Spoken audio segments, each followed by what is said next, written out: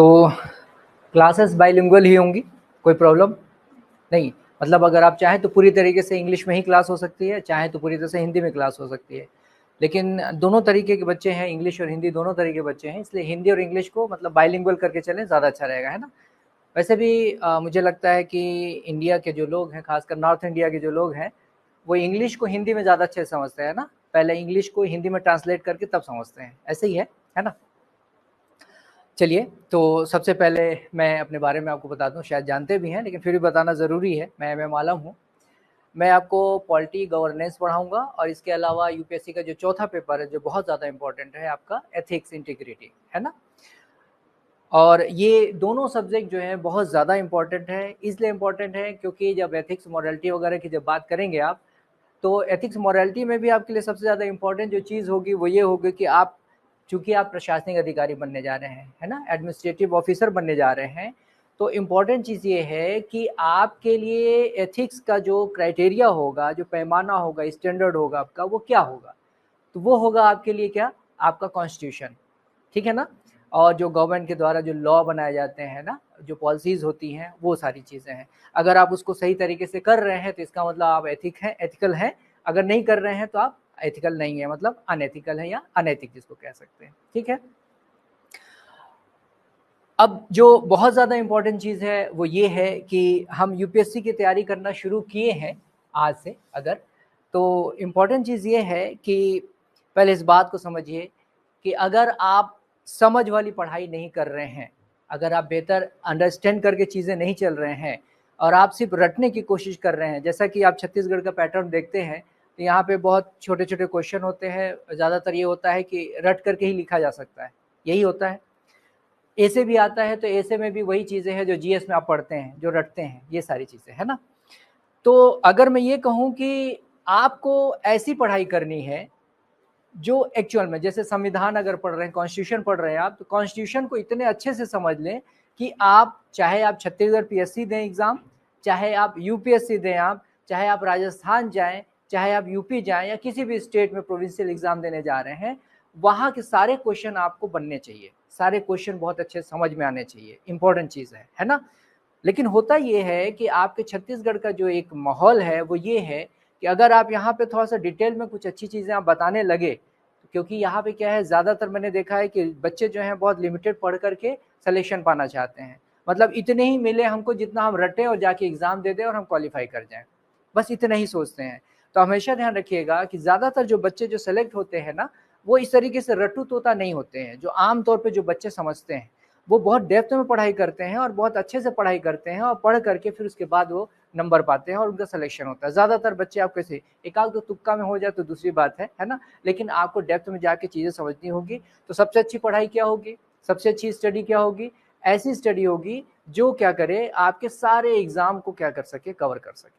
Important चीज़ है। मतलब ये है कि अगर आप हमसे पढ़ रहे हैं, तो आप यहाँ से जाने के बाद अगर पीएससी का भी, सीजीपीएससी का एग्ज़ाम भी दे रहे हैं, तो भी आप कंफर्टेबल हैं, यूपीएससी का एग्ज़ाम दे रहे हैं तो भी कंफर्टेबल हैं, है ना।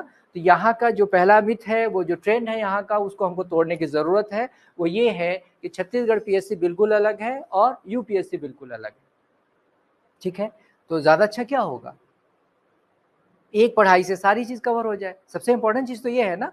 तो इसीलिए क्या होता है कि एक जो चीज़ होती है, चूँकि आप यूपीएससी के एस्पिरेंट हैं, मैं आपको इसलिए ये चीज़ बताना जा रहा हूँ कि जो सिविल सर्विसेज़ है, सिविल सर्विसेज़ में जो एस्पिरेंट है, उनको जो चेक किया जाता है, वो ये चेक किया जाता है कि उसकी पर्सनैलिटी कैसी है, वो अच्छा डिसीजन मेकर है कि नहीं है, किसी एंटी कंडीशन में वो बहुत एकदम पेशेंस के साथ चीज़ें वो सोच सकता है कि नहीं सोच सकता है। हाँ जी।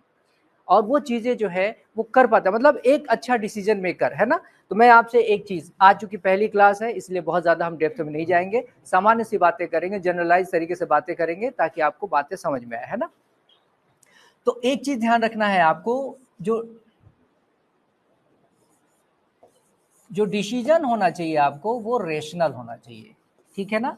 डिसीजन जो होना चाहिए आपका वो क्या होना चाहिए, रेशनल होना चाहिए। रेशनल का मतलब क्या होता है, रेशनल का मतलब ये होता है कि अगर आप फायदा और नुकसान, प्रॉफिट एंड लॉस सोच करके आप डिसीजन लेते हैं और ऐसा डिसीजन लेते हैं जिसमें आपको फायदा ज़्यादा होता है, नुकसान कम से कम होता है, इसका मतलब क्या हुआ, आप रेशनल डिसीजन ले रहे हैं।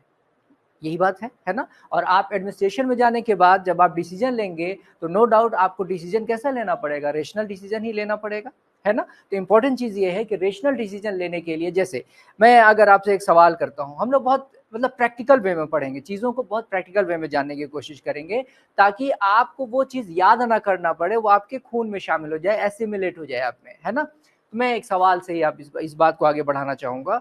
जैसे मैंने आपसे एक सवाल पूछा, ये सवाल पूछा कि आप किसी एक कंपनी के ऑनर हैं, ठीक है, आप किसी कंपनी के ऑनर हैं और आप जो है आप कुछ रिक्रूटमेंट करना चाहते हैं, मतलब कुछ ऐसे एम्प्लॉय आपको ज़रूरत है जो आप क्या करना चाहते हैं, रिक्रूट करना चाहते हैं, ठीक है ना। तो आपने क्या किया, इसके लिए ऐड निकाला, फिर क्या हुआ कि आपके पास उस पोस्ट के लिए कम से कम 20 लोग आ गए, ठीक है, जो इंटरव्यू देंगे आपके सामने, और आप उसमें से क्या करेंगे, किसी एक को सेलेक्ट करेंगे, है ना। तो जाहिर सी बात है कि जब आपको जो नीड है उसके लिए आपके पास क्या होगा, एक क्राइटेरिया होगा ना कि मुझे ऐसा बंदा चाहिए। क्यों भाई, ये तो पहले से सोच के रखते हैं ना कि ऐसा बंदा चाहिए, है ना। तो आप क्या कर रहे हैं, अब इंटरव्यू लेना शुरू किया, आपने इंटरव्यू लेना शुरू किया, पहला बंदा आपको पसंद नहीं आया, दूसरा बंदा पसंद नहीं आया, तीसरा बंदा पसंद नहीं आया, चौथे बंदे पे आते हैं आप, तो आप देखते हैं कि जो भी आपका क्राइटेरिया है उसको पूरी तरीके से फुलफिल कर रहा है, ठीक है ना। ये पूरी तरीके से आपको क्या कर रहा है, फुलफिल कर रहा है। जब ऐसा कर रहा है तो आप क्या करेंगे, ये चौथा, क्योंकि आपके पास टाइम की कमी होगी तो आप क्या करेंगे, चौथे को ही आप क्या करेंगे, अपॉइंटमेंट दे देंगे। सही बात है ना। फिर बाकी 15-16 लोग हैं, आप उनको क्या कहेंगे कि हाँ, जो हमको चाहिए था वो मिल गया है और हम जो है अब इसके आगे अपना टाइम लॉस नहीं करेंगे। तो आपको क्या लगता है, ये रेशनल डिसीजन है? क्या लगता है आपको, रेशनल डिसीजन है ये? नहीं, क्यों नहीं है? सबका इंटरव्यू पहले लेना चाहिए, सबका इंटरव्यू लेना चाहिए, क्यों? बेस्ट से बेस्ट नहीं मिला। एग्जैक्टली, बहुत अच्छी बात है, बहुत अच्छा लगा, है ना। ये रेशनल डिसीजन नहीं हुआ, ठीक है ना। आपने पहले से ही एक क्राइटेरिया बना रखा था, उसके अनुसार आपको, उसके अकॉर्डिंग आपको कोई बंदा मिल जाता है तो आप वहीं रुक जाते हैं। जबकि इंपॉर्टेंट चीज़ ये है, जो रेशनैलिटी है, रेशनल डिसीजन है, वो क्या कहता है, वो ये कहता है कि अपने सारे ऑप्शन जो है आपको पहले उसको देखना होगा, एग्जामिन करना होगा, है ना। हो सकता है कि जो आप सोच रहे हैं उससे भी बेस्ट आपको कोई ऑप्शन मिल जाए इस तरीके से, है ना। तो इसका मतलब क्या हुआ, इसका मतलब ये हुआ कि रेशनैलिटी ये कहती है कि आप अपने ऑप्शन को लिमिट नहीं करेंगे। बात समझ आ रही है, अपने ऑप्शन को लिमिट नहीं करेंगे। मतलब ये हुआ कि अगर आप तैयारी करना शुरू किए हैं तो नो डाउट आपके पास एक तैयारी से आपका सीजीपीएससी भी आपके लिए आसान हो जाए, आपके लिए यूपीएससी भी आसान हो जाए। आप यूपीपीसीएस देना चाहें तो वहां भी जाके एग्जाम दे सकते हैं, बीपीएससी भी एग्जाम देना चाहें तो वहां भी जाके एग्जाम। बहुत सारे ऐसे स्टूडेंट हैं मेरे जो यूपी के डोमिसाइल हैं, लेकिन उनका जो सिलेक्शन हुआ है बिहार में हुआ है, रांची में हुआ है, राजस्थान में हुआ है, हर जगह हुआ है ना। इसका मतलब क्या हुआ, इसका मतलब ये हुआ कि अगर यहाँ की मेंटालिटी लेके चल रहे हैं, जो छत्तीसगढ़ की मेंटालिटी है वो क्या है, वो ये है कि सीजीपीएससी की तैयारी अलग होती है और यूपीएससी की तैयारी अलग होती है। इस मिथ को हमको तोड़ना होगा। मतलब आपको इस तरीके से रेशनल बनना पड़ेगा कि हम ऐसी तैयारी करें, ऐसी पढ़ाई करें जिससे हम क्या कर सकते हैं, हम अपना छत्तीसगढ़ का भी बहुत आसानी से एग्जाम क्वालिफाई कर सकते हैं, यूपीएससी भी हम दे सकते हैं। अगर आपकी सोच ऐसी है, जैसा कि ट्रेडिशनली मैं यहाँ देख रहा हूँ जैसे बच्चों की सोच है, अगर वैसे ही सोच होगी तो जाहिर सी बात है आप यूपीएससी के लिए ट्राई नहीं कर पाएंगे। सच्चाई है कि नहीं, सच्चाई है ना। इसका मतलब ये है कि पहला मिथ क्या है, पहला मिथ यही है कि आपको इसको ब्रेक करना है, इस मिथ को। वो क्या है मिथ आपका, वो ये है कि यूपीएससी और सीजीपीएससी बिल्कुल अलग अलग है। यहाँ के लिए आपको क्या करना है, सिंपली बस जो छत्तीसगढ़ स्पेशल जो चीज़ें हैं बस वही पढ़ना है। बाकी तो कंप्लीट तैयारी आपकी ऐसे ही हो जा रही है, आप हिस्ट्री, पॉलिटी, ज्योग्राफी, साइंस सब कुछ तो वैसे ही पढ़ते हैं ना। तो यूपीएससी में थोड़ा सा डेप्थ में पढ़ते हैं, तो ये तो आपके लिए अच्छी बात है ना भाई, ये बहुत अच्छी बात है ना। तो यूपीएससी में जो आप एग्जाम में जो आप जो क्वेश्चन आते हैं अगर वो कर पाते हैं और आपने इतने डीप में सारी स्टडी की हुई है, तो जाहिर सी बात है आप छत्तीसगढ़ के जो पीएससी का जो प्री आता है, मेंस में आता है क्वेश्चन, वो तो आपके बाएं हाथ का खेल होगा ना। ये बात समझ में आ रही है। तो इसलिए बहुत इंपॉर्टेंट चीज़ है, वो क्या इंपॉर्टेंट चीज़ है, वो यही इंपॉर्टेंट चीज़ है कि इस मिथ को आपको तोड़ना है, मतलब आपको रेशनल डिसीजन करना है। ये हुआ क्या, यूपीएससी की ओर पहला कदम, जहाँ पे आपको रेशनैलिटी का मतलब समझ में आ गया। यहाँ तक बात समझ में आ रही है, अच्छे ढंग से समझ में आ रही है ना। थोड़ी बातें हम और करते हैं, हम जब बात करेंगे क्या कि हम अपनी पढ़ाई किस तरीके से लेके हम आगे चलेंगे, ये सारी चीज़ें, तो आप इस बात को बहुत ध्यान से समझिएगा। पहला तो ये है कि हमारा जो जो व्यू होगा बहुत ज़्यादा ब्रॉड होगा, है ना। हम अपने आप को कहीं लिमिट नहीं कर रहे हैं, हम ऐसी पढ़ाई करने जा रहे हैं जहाँ आपको हर जगह फ़ायदा मिले, आपको कहीं कुछ सोचने की ज़रूरत ना पड़े। ये बात क्लियर हो रही है अच्छे ढंग से, है ना। दूसरी बात, अगर हम जो हमारा जो पढ़ाई जिस तरीके से स्टडी जिस तरीके से चलेगी क्लास में, वो कैसे होगी मैं वो पहले आपको क्लियर कर दूं। अगर हम क्या है कि कोई टॉपिक पढ़ रहे हैं, जैसे मान लीजिए हम आज शुरू करते हैं प्रीएम्बल, है ना, मतलब सॉरी प्रस्तावना, इसको हिंदी में क्या कहते हैं, प्रस्तावना, है ना, प्रीएम्बल बी है ना, ये प्रस्तावना यानी उद्देशिका जिसको कहते हैं, है ना। तो ये ध्यान रखिएगा, जब हम ये पढ़ रहे हैं ना, तो हमारे पढ़ने का जो तरीका होगा वो क्या होगा, बहुत अच्छे ढंग से हम ये देखेंगे। देखिए जो भी पढ़े, क्योंकि सबसे ज़्यादा इंपॉर्टेंट सिलेक्शन में आपके लिए क्या है, आपकी स्ट्रेटजी। स्ट्रेटजी आप तभी बना पाएंगे जब आपके पास सारी इंफॉर्मेशन होगी, सारे डेटा होंगे, सारी चीज़ें होंगी, तभी आप बेहतर स्ट्रेटजी बना पाएंगे। सही बात है ना। अगर हम इसके रिगार्डिंग अगर बात करें, तो यहाँ पे सबसे ज़्यादा जो इम्पोर्टेंट डेटा आपके पास है, सबसे ज़्यादा जो महत्वपूर्ण जो इन्फॉर्मेशन है वो आपके पास, वो होगा आपका सिलेबस, और इससे भी आगे बढ़ करके प्रीवियस ईयर के जो क्वेश्चन है आपके सामने, ठीक है ना। और वो सिर्फ यूपीएससी के ही नहीं, बल्कि वो यूपी पीसीएस के भी होंगे, वो आपके छत्तीसगढ़ पीएससी के भी होंगे। सारे क्वेश्चन जितने भी आए हुए हैं, अगर हम प्रीएम्बल पढ़ने के बाद वो सारे क्वेश्चन अगर हम क्या कर रहे हैं, कर पा रहे हैं, इजीली कर पा रहे हैं और सबसे अच्छे ढंग से कर पा रहे हैं, इसका मतलब हम पढ़ाई किए। सच्चाई है ना। और ये काम आपको फर्स्ट डे से करना है, मतलब एकदम बनना ही है ना आईएएस, इसमें तो कोई शक नहीं है ना, कोई शक नहीं है ना। तो इसमें जब कोई शक नहीं है, तो इसका मतलब ये है कि आपको जो तरीका बताया जाएगा उस तरीके को आपको फॉलो करना पड़ेगा, ठीक है ना। और बहुत ही आसान तरीका होगा, मैं मान सकता हूँ इस चीज़ को, कि शुरू के आपके अगर मैं कहूँ कि 10 से 15 दिन आपको थोड़ी डिफ़िकल्टीज़ हो सकती हैं, तो इससे घबराइएगा नहीं। क्यों नहीं घबराइएगा, क्योंकि इस घबराहट को दूर करने के लिए हमारे पास मेंटोरशिप प्रोग्राम है आपके साथ, आपके लिए, है ना। मेंटरशिप प्रोग्राम में आपको बिल्कुल उंगली पकड़ के चलाया जाएगा, और मैं आपको बहुत अच्छा दोस्त साबित होने वाला हूँ। मुझसे बिल्कुल घबराने की ज़रूरत नहीं है। आप लोग एकदम फ्रीली, एकदम फ्री होकर के आप अपने क्वेश्चन पूछ सकते हैं, कोई भी बात आप कर सकते हैं। मेरी बात समझ आ रही कि नहीं आ रही है। दूसरी जो इंपॉर्टेंट चीज़ है वो ये है कि जो you have right to make mistakes, आपके पास अधिकार है गलतियां करने का।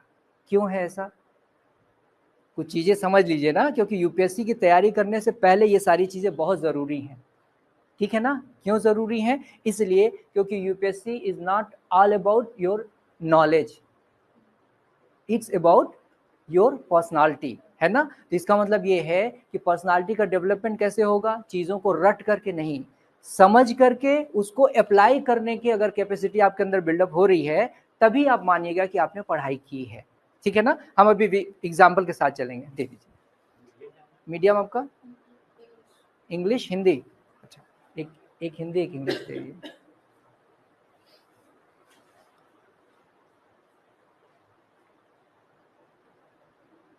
एक इंग्लिश है एक हिंदी है, हाँ देख लीजिए। ये क्वालिटी है हमारे नोट्स की। अभी आप देखेंगे जब इस चीज़ को हम अब एलोबोरेट करेंगे, सारी चीज़ क्लास में आप देखेंगे ना, आपको ऐसी टॉपिक वाइज बेहतरीन से बेहतरीन नोट्स मिलेगा, आपको कहीं और नहीं मिलने वाला है। और इस नोट्स पे हमने बहुत सारा काम किया है। वो काम इस तरीके का है, आपने देखा होगा जो कोचिंग के आपको नोट्स मिलते हैं, बकवास बातें बहुत ज़्यादा होती, खूब सारे इकट्ठा ना, आप घर पे जाने के बाद पढ़ते नहीं होंगे उसको, सही बात है ना। लेकिन इस नोट्स को और क्लास करने के बाद आप इस नोट्स को जब पढ़ेंगे, तो बोले यार सारी चीज़ें जो है, जो ज़रूरी है वही चीज़ें है इसमें, कोई फालतू बातें नहीं है इसमें। आप पढ़ करके देख लीजिएगा, ठीक है ना। तो हम लोगों ने बहुत मेहनत किया है नोट्स पे, क्लास पे, और जो छत्तीसगढ़ की नीड है, उस नीड को हम पूरा करने की कोशिश कर रहे हैं। इसीलिए हम बिल्कुल नए पैटर्न में, नए तरीके से अपनी क्लास लेके आगे चलेंगे, ठीक है ना। जहां आपको कहीं कोई दिक्कत नहीं होने वाली है, ये प्रॉमिस है हम लोगों का, ठीक है। उड़ान, पहला बैच छत्तीसगढ़ उड़ान में या फिर ये छत्तीसगढ़ उड़ान में ये पहला बैच है यूपीएससी का। इससे पहले एक कोचिंग इंस्टीट्यूट में मैं कुछ दिनों के लिए आया था, है ना, लेकिन ये कहा जाए कि वहाँ पे यूपीएससी का बैच नहीं था, इसलिए वो मेरे अकॉर्डिंग नहीं था, वो सारी चीज़ें मतलब समझ सकते हैं। हाँ, वो उसके लिए ज़्यादा बेस्ट था। और बच्चे भी जहाँ वहाँ पे मिलते थे, वो क्या मिलते थे कि सर इतना डेप्थ में नहीं जाना है, इतना ये नहीं पढ़ना है, इतना तो क्या मज़ा आएगा पढ़ाने में ना। पढ़ाने का मज़ा आना चाहिए ना, इंपॉर्टेंट चीज़ है, मज़ा आना चाहिए। आपको पढ़ने मज़ा आए, मुझे पढ़ाने मज़ा आए, तभी मज़ा आता है ना। नहीं तो फिर वो क्लासेस वैसी हो जाती, मज़ा नहीं आता है। खैर उम्मीद है यहाँ पे वैसा नहीं होगा, क्योंकि पूरे डेडिकेटेड है यूपीएससी का। लेकिन मैं आपसे ये वादा करता हूँ कि यहाँ से पढ़ने के बाद आपको किसी भी एग्ज़ाम का कोई भी क्वेश्चन आपसे छूटेगा नहीं, और सबसे बेस्ट तरीके से आप लिखेंगे और बोलेंगे। ठीक है, तो हम लोग बात कर रहे थे प्रीएम्बल के बारे में। प्रीएम्बल में हम बात करते हुए आगे बढ़ते हैं, फिर उसके प्रॉपर टॉपिक में हम आएंगे, ठीक है ना। तो हम जो बात कर रहे थे वो ये कर रहे थे कि जब से जैसे हम प्रीएम्बल पढ़ रहे हैं ना, तो प्रीएम्बल में we the people of India, हम भारत के लोग करके पूरा लास्ट तक है ना, उसको हम इनेक्ट करते हैं, उसको अब गिव टू आवर सेल्फ, ये सारी चीज़ें हम करते हैं। वो पूरा पढ़ने के बाद है ना, पूरा पढ़ने के बाद हम क्या करेंगे, उसको हम उसकी एक एक टर्मिनोलॉजी को, एक एक कीवर्ड्स को हम समझेंगे बहुत अच्छे तरीके से। ठीक है, समझने के बाद हम क्या करेंगे कि उसका जो क्वेश्चन आया हुआ,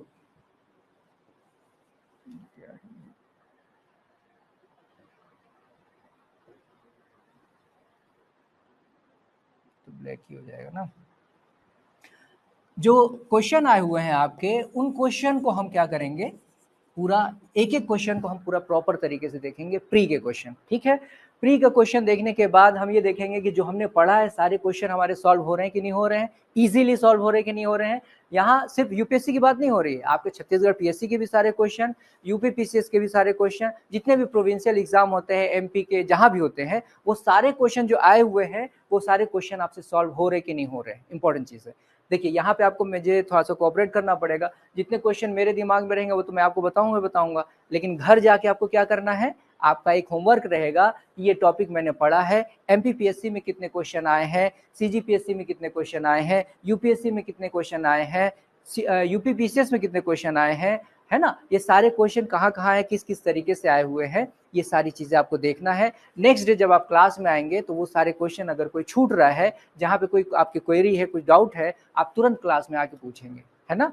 और हम लोग सबसे अच्छे दोस्त होंगे, याद रखिएगा, सबसे अच्छे दोस्त होंगे। कभी आपको कोई हेजिटेशन की कोई ज़रूरत नहीं है। क्लास में आपको अगर दिक्कत है तो आप बाहर में बैठ रहा हूँ, अपने केबिन में बैठ रहा हूँ, वहाँ भी आप आके पूछ सकते हैं। हाँ प्लीज़। सर मेन यही प्रॉब्लम रहती है कि हमें क्वेश्चंस जल्दी मिलते नहीं है, टाइम बहुत वेस्ट हो जाता है और वो टॉपिक पर्टिकुलर हम खोज नहीं पाते हैं। नहीं, और ऐसा नहीं मटेरियल होगा, बहुत सारा ऐसा नहीं होगा, इत्मीनान रखिए। वो सारी चीज़ें जैसे मेंटरशिप प्रोग्राम में मैक्सिमम क्वेश्चन तो हम ही वहाँ पे कवर कर लेंगे आपका। जो टेस्ट होगा वहाँ यहाँ पे वो उसमें भी सारी चीज़ें कवर रहेंगी। इसके अलावा हम आपको सोर्स भी बताएंगे ना। अब इंटरनेट का ज़माना तो मुझे नहीं लगता बहुत ज़्यादा मुश्किल होने वाली है ना। इंटरनेट पे एमपीपीएससी प्री का क्वेश्चन आपको देखना चाहें तो बस एक क्लिक ही तो करना है, कमांड ही तो देना, तुरंत मिल जाएगा आपको। यूपीपीसीएस में क्या क्या क्वेश्चन पूछे गए हैं, कहाँ परेशानी है। आज तो आपके लिए, हम लोग के ज़माने में बहुत मुश्किल होती थी, हम लोग को बहुत मुश्किल होती थी भाई, बहुत ज़्यादा मुश्किल होती थी।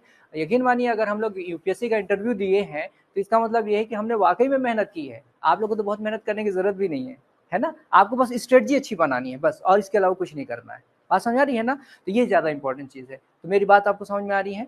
तो क्वेश्चन जो है हम सारे देखते चलेंगे। अगर आपसे आसानी से सारे क्वेश्चन बन रहे हैं तो इसका मतलब ये है कि आपने पढ़ाई ठीक ढंग से की है। अगर नहीं बन पा रहा है तो उससे घबराने की ज़रूरत नहीं है। आपको क्या करना है, क्लास में पूछना है। यहाँ शुरू में आपको हेजिटेशन हो सकती है तो फिर केबिन में आके पूछ सकते हैं, ठीक है ना। ये बात समझ आ रही है ना। तो ये सारी चीज़ें। अब उसके बाद हम देखेंगे क्या कि मेंस में कैसे क्वेश्चन पूछे हुए हैं भाई, मेंस में कैसे क्वेश्चन पूछे हुए हैं। क्लास में ही इसको हम डिस्कस करेंगे, मेंस के सारे क्वेश्चन कहाँ कहाँ से क्या क्या क्वेश्चन बने हुए हैं। और इसके अलावा वे फॉरवर्ड भी देखेंगे कि आगे क्या हो सकता है। मेरी बात समझ आ रही कि नहीं आ रही है। तो इसमें आपका कोऑपरेशन इतना ज़्यादा ज़रूरी होगा, और ये कोऑपरेशन तभी होगा जब हम लोगों के बीच में बहुत अच्छा रिश्ता बनेगा, ठीक है ना। हम लोग बहुत अच्छे दोस्त रहेंगे। यहाँ पे ऐसा नहीं है कि मैं यहाँ खड़ा हूँ तो मैं बहुत ऊपर हो गया हूँ, आप वहाँ बैठे हैं तो बहुत नीचे, कोई गैप नहीं है ऐसा।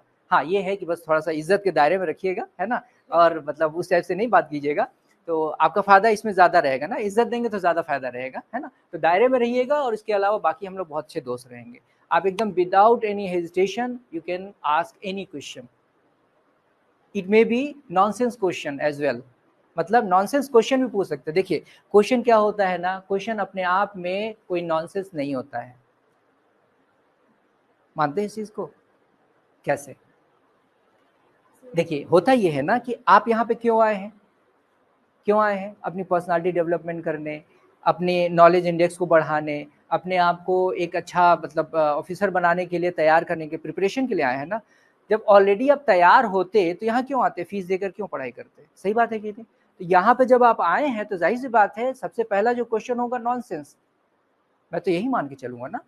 अगर मैं टीचर होने के नाते मैं आपको अगर रोक रहा हूँ कि कोई नॉनसेंस क्वेश्चन नहीं पूछना है, तो इसका मतलब मैं टीचर नहीं हूँ।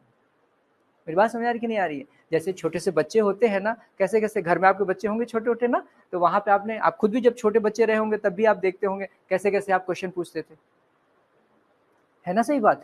तो यही चीज़ ध्यान रखिएगा, कोई क्वेश्चन अगर नॉनसेंस आपको लग रहा है और इसलिए आप पूछ नहीं रहे हैं कि यार नॉनसेंस क्वेश्चन मैं पूछ कैसे लूँ, इस टाइप का अगर आपको लग रहा है तो आप गलत सोच रहे हैं। और ये बात भी होती है कि क्लास में जैसे आप कोई क्वेश्चन पूछते हैं तो आपको ये लगता है कि यार नॉनसेंस क्वेश्चन है, बाकी सारे जो मेरे कलीग्स हैं वो बहुत हंसेंगे मुझ पे, है ना? तो एक्चुअल में उस वक्त क्या सोचना है आपको? उस वक्त ये सोचना है कि वो जो है जो मुझ पे हंसेंगे वो मुझसे ज़्यादा नादान है। ठीक है? मेरी बात समझ आ रही कि नहीं आ रही है? कि इस नॉनसेंस क्वेश्चन से ज़्यादा नॉनसेंस क्या है, आप अगर उस पे हँस रहे हैं। ठीक है? तो हम लोग इस क्लास का एटमॉस्फेयर ऐसा बनाएँगे जहाँ सिर्फ़ पढ़ने-पढ़ाने वाला ही मौसम बने, ऐसा एटमॉस्फेयर हो, कोई किसी पे हँसे ना, एक-दूसरे से हम लोग रोज़ कुछ ना कुछ सीखें। मैं आपसे सीखूँ, आप मुझसे सीखें, ऐसा माहौल हम बनाएँगे। ठीक है ना? और आपका साथ रहा तो यकीन मानिए रायपुर में हम वो करेंगे जो अभी तक सोचा नहीं गया है ना? बहुत कुछ सोच करके बहुत फ्यूचरिस्टिक हम लोग जो अप्रोच लेकर के हम यहाँ पे आए हैं पूरी टीम के साथ, है ना? और आने वाले समय में आप एक से एक टीचर से मिलेंगे, अलग-अलग अंदाज में कितना साइंटिफिक तरीके से पढ़ाई हो सकती है, वो सब चीज़ आप देखेंगे, है ना? तो मैं आपको सिर्फ़ इसलिए ये बात कह पा रहा हूँ, क्योंकि मैं इस मामले में बहुत कॉन्फिडेंट हूँ और मेरी जो टीम है, वो उनका कोऑपरेशन इतना ज़बरदस्त है। तीसरी बात ये है कि उड़ान जो आपके सामने जो उड़ान आईएएस अकेडमी है, उसका पूरा सपोर्ट है। जो अंकित अग्रवाल सर हैं, उन्होंने कहा कि सर आप शुरू कीजिए, मैं आपके साथ पूरी तरीके से हूँ। इससे बड़ा भरोसा क्या हो सकता है ना? तो इसलिए आप थोड़ा-सा साथ देंगे, तो इसका मतलब ये है कि कोशिश हम यही करेंगे कि आप यहाँ से निकलें, तो कंप्लीट पैकेज के रूप में निकलें। मतलब आप कहीं खड़े होके कोई किसी मुद्दे पे बात करें, तो लोग आपको सुनें, इग्नोर ना कर सकें, वो पर्सनैलिटी आपको बनानी है। ठीक है ना? मेरी बात समझ आ रही है ना? तो यहाँ पे हम क्या देख रहे हैं, जो भी हम पढ़ रहे हैं, वहाँ पे हमको क्या करना है, उसके सारे क्वेश्चन देखने हैं, मेंस के क्वेश्चन देखने हैं, प्री के क्वेश्चन देखने हैं और इसके साथ ही साथ जो इंटरव्यू में जो क्वेश्चन पूछे गए हैं, इंटरव्यू में जो क्वेश्चन पूछे गए हैं, मैं आपको इसके माध्यम से ये बताऊंगा कि ये जो पढ़ाई आप कर रहे हैं, देखिए कहाँ तक जाता है। और इंटरव्यू पूरी तरीके से आपकी पर्सनालिटी का टेस्ट है, मानते हैं इस चीज़ को ना? अच्छे समझते हैं ना इस चीज़ को? इसका मतलब ये हुआ, इस पढ़ाई से अगर हम इंटरव्यू के क्वेश्चन भी बहुत अच्छे से रिप्लाई कर पा रहे हैं, तो इसका मतलब ये है कि हमको जैसी पढ़ाई की ज़रूरत है, हमने वैसे ही पढ़ाई की है। इम्पोर्टेंट चीज़, समझ में आई बात? तो क्या-क्या सीखा आपने? अभी क्या-क्या सीखा हमने, उन्हें क्या-क्या बातें की? दोस्ती तो हो गई ना मेरे समझ से? हम लोग की थोड़ी-थोड़ी दोस्ती हो गई है ना? हेजिटेशन बिल्कुल नहीं करना है ना? ठीक है, चलिए क्या-क्या सीखा आपने? या फिर कोई सवाल आपके दिमाग में रह गया है तो प्लीज़ पूछिए। आज हम लोग बस जनरली ऐसे बात कर रहे हैं ना, अभी हम टॉपिक में नहीं आए हैं ना, हम टॉपिक में आएँगे, आपको और ज़्यादा मज़ा आएगा।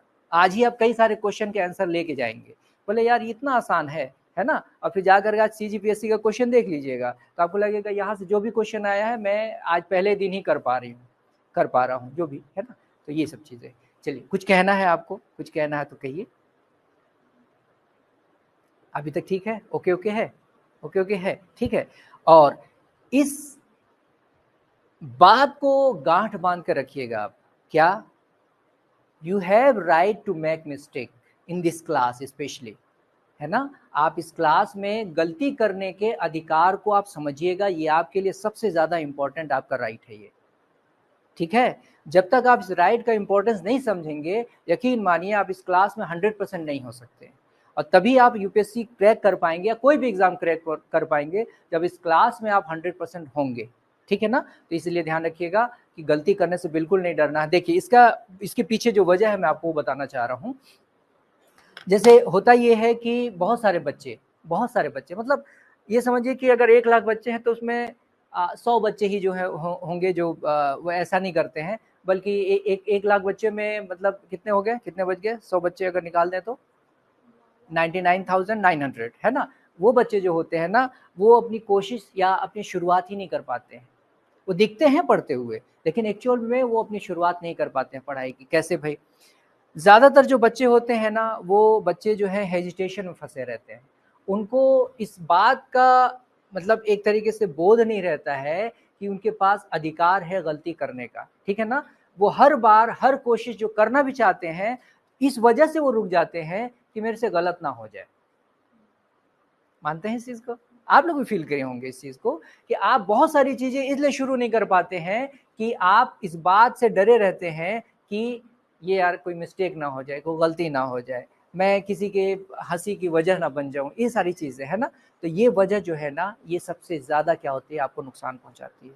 और हम अपनी क्लास में इस बात की पूरी कोशिश करेंगे कि एक भी बच्चा ऐसा ना हो, जो इस अधिकार के इम्पोर्टेंस को ना समझे, है ना? वो समझे कि ये मेरा अधिकार है और बिल्कुल खुल करके अपनी बातें रखे, अपनी गलतियाँ बताए, क्योंकि ये आपके लिए एक तरीके से क्या है, डस्टबिन है, कूड़ादान है आपके लिए।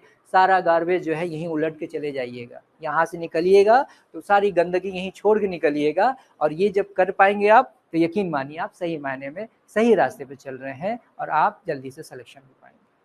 ठीक है, मेरी बात क्लियर हो रही है आपको? ठीक है, तो इसके अलावा कुछ आप कहना चाहते हैं तो कहिए, नहीं तो फिर हम आ जाएं वापस टॉपिक में। कई सारी बातें जो हम लोगों ने कही है, जो हम लोगों ने बातें की हैं, उसमें इंपॉर्टेंट चीज़ क्या है? उसमें इंपॉर्टेंट चीज़ ये है, फर्स्ट प्रायोरिटी पे अगर रखेंगे तो किसको रखेंगे हम लोग? गलती करने का अधिकार, राइट टू मेक मिस्टेक, सबसे इंपॉर्टेंट चीज़ है ना। और अगर कोई दूसरा अगर हंस रहा है आप पे, तो इसका मतलब ये है कि वो सबसे ज़्यादा नादान है ना, इनोसेंस है, एक तरीके से इनोसेंट है एकदम, है ना। वैसा नहीं करना है। दूसरी बात ये है कि हमें किसी भी चीज़ से घबराना नहीं है। शुरू में थोड़ी डिफ़िकल्टीज़ आ सकती हैं, लेकिन उससे घबराना नहीं है, ठीक है। तीसरी बात ये है कि आप पढ़ रहे हैं अगर क्लास में, तो क्लास में पढ़ने के साथ साथ आपको हर रोज़ क्या करना है, अपना इवैल्यूएशन करना है थ्रू प्रीवियस ईयर्स क्वेश्चंस। मतलब आप अपना मूल्यांकन करते रहेंगे पिछले साल के क्वेश्चन देख करके, वो टॉपिक मैंने पढ़ा, वो क्वेश्चन मेरा सॉल्व हो रहा है कि नहीं हो रहा है, ठीक है। अगर नहीं हो पा रहा है तो इसका मतलब ये है कि आप क्लास में अगर थोड़े कम थे, तो उस कमी को दूर करने के लिए आप क्या कर सकते हैं, सवाल पूछ सकते हैं। यहाँ अगर हेजिटेशन शुरू में है अगर, तो आप केबिन में आके अपनी बातें कह सकते हैं, पूछ सकते हैं, ठीक। इंपॉर्टेंट चीज़ है, ठीक है ना। और अपनी जो पढ़ाई है, जो स्टडी हमारा, वो क्वेश्चन के साथ ही साथ हम देखेंगे उसमें प्री, मेंस और इंटरव्यू, तीनों चीज़ों को हम देखने की कोशिश करेंगे, ठीक है। और इससे भी बड़ी बात, जो इससे सबसे ज़्यादा जो बड़ी बात है, जो अब मैं कहने जा रहा हूँ, वो ये है कि देखिए, कोई भी चीज़ आप पढ़ते हैं तो क्लास में जैसे हम क्या है ये जानते हैं ना, थ्योरी समझते हैं ना। तो थ्योरी, अगर कोई कॉन्सेप्ट है, थ्योरी है, कितने लाइन की होगी? 2 लाइन, 4 लाइन, यही, इससे ज़्यादा तो नहीं होगा ना। अब ये 4 लाइन पढ़ने के लिए आप 20 टाइप की किताबें, बुक्स पढ़ रहे हैं आप, ऐसी गलती आपको नहीं करना है, ठीक है। कोई भी एक ऑथेंटिक बुक पढ़ना है और उस बुक से सिर्फ क्या पढ़ना है आपको, ये पढ़ना है कि ये कॉन्सेप्ट क्या है, ये थ्योरी क्या है, ठीक, पहली चीज़, ठीक है। दूसरी बात, आपको रेगुलर बेसिस पे आपको एनसीईआरटी पढ़ना है और कई बार पढ़ना है एनसीईआरटी, 6 to 12, हिस्ट्री की, ज्योग्राफी की, पॉलिटी की, इकोनॉमी की, सभी चीज़ों की, ठीक है ना। उससे होगा क्या? उससे ये होगा, भाई हम तो क्लास में करेंगे ही करेंगे ना, लेकिन सिलेक्शन उसका होता है जो अपने पैरों पे खड़ा हो जाता है। जो डिपेंड रहता है वो कभी सेलेक्ट नहीं होता है, ठीक है ना। तो आपको ये जो तरीका बताया जा रहा है, आपको अपने पैरों पर खड़ा होने का तरीका बताया जा रहा है, ठीक है ना। क्या करेंगे फिर आप ये करेंगे कि एनसीईआरटी आप पढ़ना शुरू करेंगे। एनसीईआरटी की सबसे खास बात जो है वो क्या है? एनसीईआरटी की सबसे खास बात है वो ये है कि एनसीईआरटी आपको ये सिखाती है how to make practical our knowledge. अपने नॉलेज को हम कैसे व्यवहारिक बनाते हैं, मतलब एप्लीकेशन में कैसे उसको ले आते हैं, कैसे how to apply those theories in our daily life, ठीक है ना। मतलब ये हुआ कि आपने अगर पढ़ा है डेमोक्रेसी, है ना, आपने अगर डेमोक्रेसी पढ़ा है, तो आप जब एनसीईआरटी पढ़ेंगे तो आपको ये समझ में आएगा कि जो मैंने थ्योरी डेमोक्रेसी का पढ़ा है, उसका एक्चुअल में, प्रैक्टिकल में क्या चीज़ें हो सकती हैं। जैसे मैं अगर आपसे ये कहता हूँ कि जो रैंप बनता है ना हॉस्पिटल में, स्लोप वाला जो सीढ़ी, एक तो वो होता है ना, और एक जो होता है स्लोप वाला होता है ना, रैंप जिसको कहते हैं, उस पे कौन आता जाता है? जो हैंडीकैप्ड होते हैं उनको लेकर के जाते हैं ना, यही है ना। मेरी बात समझ आ रही कि नहीं आ रही है? तो अगर मान लीजिए अगर वहाँ पे अगर नहीं है, अगर किसी हॉस्पिटल की बात कर रहे हैं, वहाँ पे इस तरीके का रैंप नहीं है और कोई हैंडीकैप्ड है और आप जो है उसको गोदी में उठा करके वहाँ ऊपर तक ले जाते हैं, तो आपको लगता है मैंने बहुत बड़ा काम किया है, बहुत खुश होंगे, 4 लोगों को बताएँगे भी, सही बात है कि नहीं? लेकिन एक्चुअल में क्या किया आपने? उसकी डिग्निटी के साथ खिलवाड़ किया है आपने। क्यों? अगर मान लीजिए क्या है, मैं किसी को ऐसा सहारा दे रहा हूँ या उसको उठा के वहां तक पहुंचा रहा हूँ, तो क्या उसके अंदर ये फील नहीं आएगा कि मैं हैंडीकैप्ड हूँ, मैं मजबूर हूँ, मैं डिपेंड हूँ? बोलिए, मेरी बात समझ में आ रही होगी शायद आपको। इतना डेप्थ में जाके सीखना है आपको, ये सारी चीज़ें हम क्लास में करेंगे और आपकी एनसीईआरटी करेगी ये सारा काम, ठीक है ना। तो मैं जो आपको समझाना चाह रहा हूँ वो ये समझाना चाह रहा हूँ कि इसका मतलब ये हुआ कि एक हैंडीकैप्ड जो है, जो कि इस देश का नागरिक है, उसका ये राइट है कि हॉस्पिटल या इस तरीके के जो गवर्नमेंट ऑफिसेज हैं वहाँ पे क्या होना चाहिए, इस तरीके का रैंप बना होना चाहिए, ये उसका राइट है। अगर जिस देश में जाते हैं वहां पे इस तरीके की फैसिलिटी आपको नहीं दिखती है, इसका मतलब आप क्या अंदाज लगाएंगे, इस देश में डेमोक्रेसी जो है मैच्योर नहीं है। समझ आ रही बात अच्छे ढंग से? कितनी छोटी सी बात है ना, कितनी छोटी सी बात है ना। आज से आप देखेंगे ना हॉस्पिटल जा करके, देखेंगे ना, और जाने के बाद अगर आप इस तरीके की चीज़ देखते हैं तो जाहिर सी बात है कि आप कभी आवाज़ भी उठाएंगे ना वहाँ पे जो भी अथॉरिटी होगा हॉस्पिटल का, कि आप बोलेंगे कि ये आपने रैंप नहीं बनवाया है, ये तो होना ही चाहिए, हर हाल में होना चाहिए, है ना भाई? क्यों भाई? आप बोलेंगे क्या कि India is a democratic country, है ना, और ये क्या है, हैंडीकैप लोगों का राइट है कि आपको इस तरीके की सुविधाएं उनको देना चाहिए। क्यों भाई? इसलिए देना चाहिए क्योंकि प्रीएम्बल में लिखा हुआ है कि मानव की गरिमा का ख्याल रखा जाएगा, ह्यूमन डिग्निटी का पूरा ख्याल रखा जाएगा। तो इसका मतलब ये है, रैंप नहीं बनाए हैं और हम उठा के उनको पहुंचा रहे हैं, तो वो जो हैंडीकैप्ड है उसकी डिग्निटी के साथ हम क्या कर रहे हैं, खिलवाड़ कर रहे हैं कि नहीं कर रहे हैं? हमारे प्रीएम्बल को क्या हो रहा है, ब्रीच कर रहे हैं कि नहीं कर रहे हैं? है ना छोटी बात, लेकिन प्रैक्टिकल है ये। जब आप इस तरीके से एनालिसिस के साथ अपने मेंस के आंसर लिखेंगे, अपना एसे में लिखेंगे चीजें, इंटरव्यू में बोलेंगे आप, तो ये बताइए आप कि आपको नंबर मिलेगा या नहीं मिलेगा? समझ आ रही बात? तो हम लोग छोटी छोटी बातें, कॉन्सेप्ट को बिल्कुल क्या करेंगे, हम लोग अप्लाइड फॉर्म में समझेंगे, एकदम व्यवहारिक जीवन में समझेंगे, ठीक है ना। तो एनसीईआरटी पढ़ने का फायदा समझ में आ रहा है, आ रहा है ना। तो एनसीईआरटी 6 to 12, पहले 6 to 10 ले लीजिएगा सारी, उसके बाद फिर आप जब पढ़ लेंगे उसके बाद 11-12 का भी पढ़ना है आपको, ठीक? समझ आई बात? टाइम टेकिंग है, आप एकदम मत समझिएगा कि मैं अभी 1 साल में मैं आईएएस बन के निकल जाऊंगी या निकल जाऊंगा, ऐसा नहीं सोच।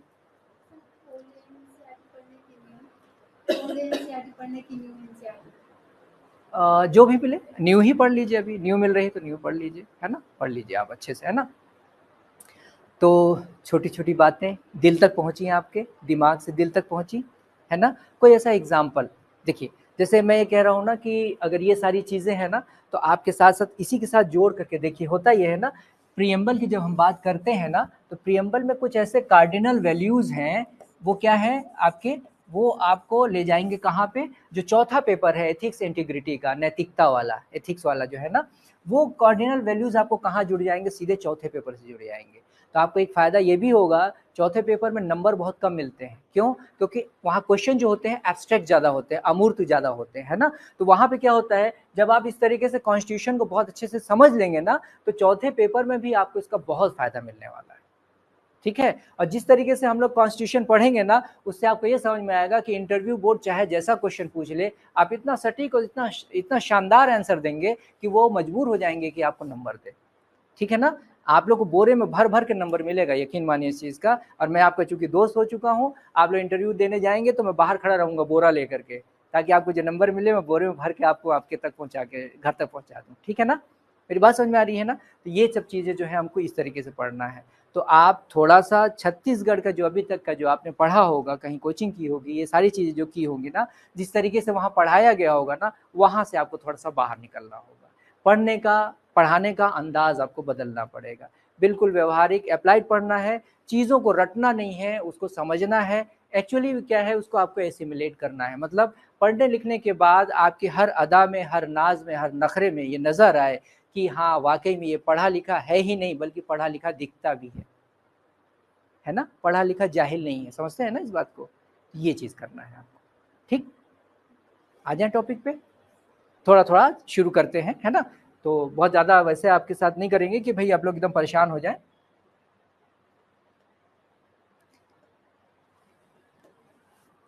चलिए हम लोग शुरू करते हैं।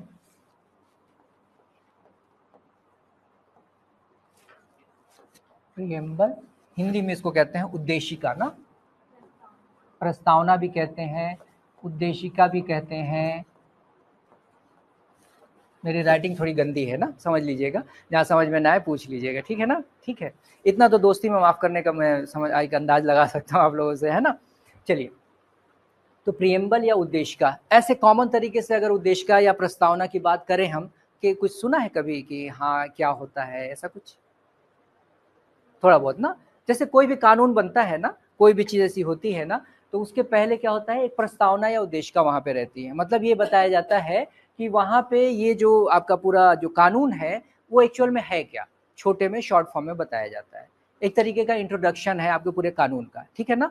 उसी तरीके से क्या है, आपके संविधान की जो प्रस्तावना है, प्रियम्बल है, वो भी क्या है, एक प्रकार का इंट्रोडक्शन है, समराइज एक तरीके से फॉर्म है, जिसमें ये बताया जाता है कि इस पूरे संविधान में, पूरे कॉन्स्टिट्यूशन में एक्चुअल में क्या है, किन चीज़ों को फोकस किया जा रहा है, उसके ऑब्जेक्टिव्स क्या है, ये सारी चीज़ें इसमें बता दी जाती है। यहाँ तक बात क्लियर हो रही है ना। तो ध्यान रखने वाली बात ये है कि ये प्रियम्बल जो है, ठीक, थैंक यू, ये प्रियम्बल जो है आपका किसका है, कॉन्स्टिट्यूशन का है। तो कॉन्स्टिट्यूशन का इसका मतलब ये हुआ कि कॉन्स्टिट्यूशन में क्या चीज़ें हैं, क्या बताया जा रहा है, relation between legislature, executive and judiciary क्या होगा, मतलब विधायिका, कार्यपालिका और न्यायपालिका। विधायिका मतलब, लेजिस्लेचर मतलब जो कानून बनाती है, हमारी संसद है ना, उसको बोलते हैं क्या, लेजिस्लेचर, क्या बोलते हैं, लेजिस्लेचर,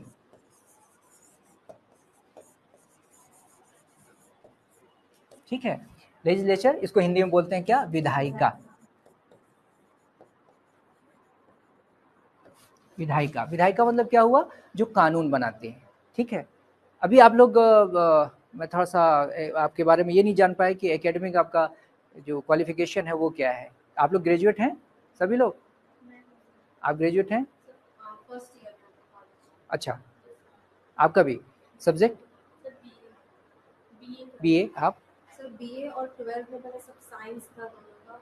हाँ ठीक है। अभी देखिए, इंटरेक्शन से ही सारी बातें मतलब खुलती हैं ना, ठीक है।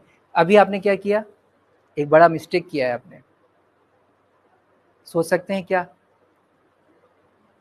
नहीं, अच्छा, नाम क्या है आपका, समीक्षा। आपने जो गलती की है वो क्या की है मालूम है, यूपीएससी कभी इसको पसंद नहीं करता है। मैं आपसे बार बार कह रहा हूँ ना कि UPSC is all about your personality, है ना। मतलब ये है कि आपकी पर्सनालिटी कितनी इंपॉर्टेंट है, इस बात को समझिएगा। ये छोटी छोटी बातें हैं जो आपको अब से ध्यान, आज से ही ध्यान देना, अभी से ही, है ना।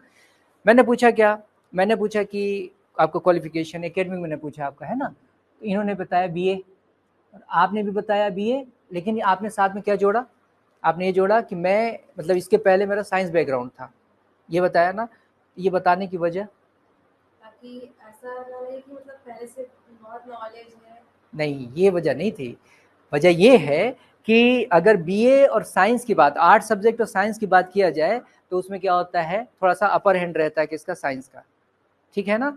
तो मैं जो समझा वो ये समझा कि मैं अभी बीए कर रही हूँ, लेकिन अब मेरा बैकग्राउंड साइंस वाला रहा है। तो आई मीन कि मतलब मुझे नहीं, नॉलेज इसकी मैं नहीं है, तो आई मे बी रॉन्ग, है ना, बेसिक से हाँ पढ़ा है। ठीक, ठीक है। लेकिन ये है ना, आपका मतलब जैसे मैंने लगाया ना, तो ये मतलब वो भी तो लगा सकते हैं ना जो आपका इंटरव्यू ले रहे हैं। तो you have not to try to prove yourself, आपको अपने आप को प्रूफ करने की कोशिश नहीं करनी, कभी भी नहीं, ठीक है। जैसे मैंने आपसे पूछा, आपने खाना खा लिया या नहीं खाया, जो यूपीएससी पसंद करता है वो मैं आपको बता, यूपीएससी हमेशा टू द पॉइंट चीज़ों को पसंद करता है, टू द पॉइंट, कोई फालतू बात नहीं, है ना। मैंने आपसे पूछा आपने खाना खाया कि नहीं खाया, आप क्या बोलेंगे, हाँ सर मैंने खाना खाया, नहीं खाया वाली बात बाद में बोल रहे हैं आप, सर मैंने आज ना वो दाल खाया, चावल खाया, दाल फ्राई थी, और सब्जी जो है पनीर की थी, मशरूम की भी सब्जी थी, लेकिन मुझे पनीर की सब्जी ज़्यादा पसंद है, मैंने ये खाया। मैंने तो नहीं पूछा था, मैंने क्या पूछा था, खाना खाया कि नहीं खाया, इसका जवाब क्या होना चाहिए, हाँ या ना। ये टू द पॉइंट है। जब भी आप चीज़ों को ज़्यादा एलोबरेट करके बताते हो, इसका मतलब है you are trying to prove yourself, आप अपने आप को प्रूव करना चाह रहे हो। मेरी बात समझ में आ रही कि नहीं आ रही, तो ये गलतियां आपको नहीं करनी है। और ये कैसे हम लोग को पता चल रहा है, इंटरेक्शन करने से ना, बातचीत करने से। तो आप लोग जितना ज़्यादा बातचीत करेंगे, इस तरीके से क्लास में रहेंगे, आपको उसका इतना ज़्यादा फायदा मिलने वाला है, ठीक है।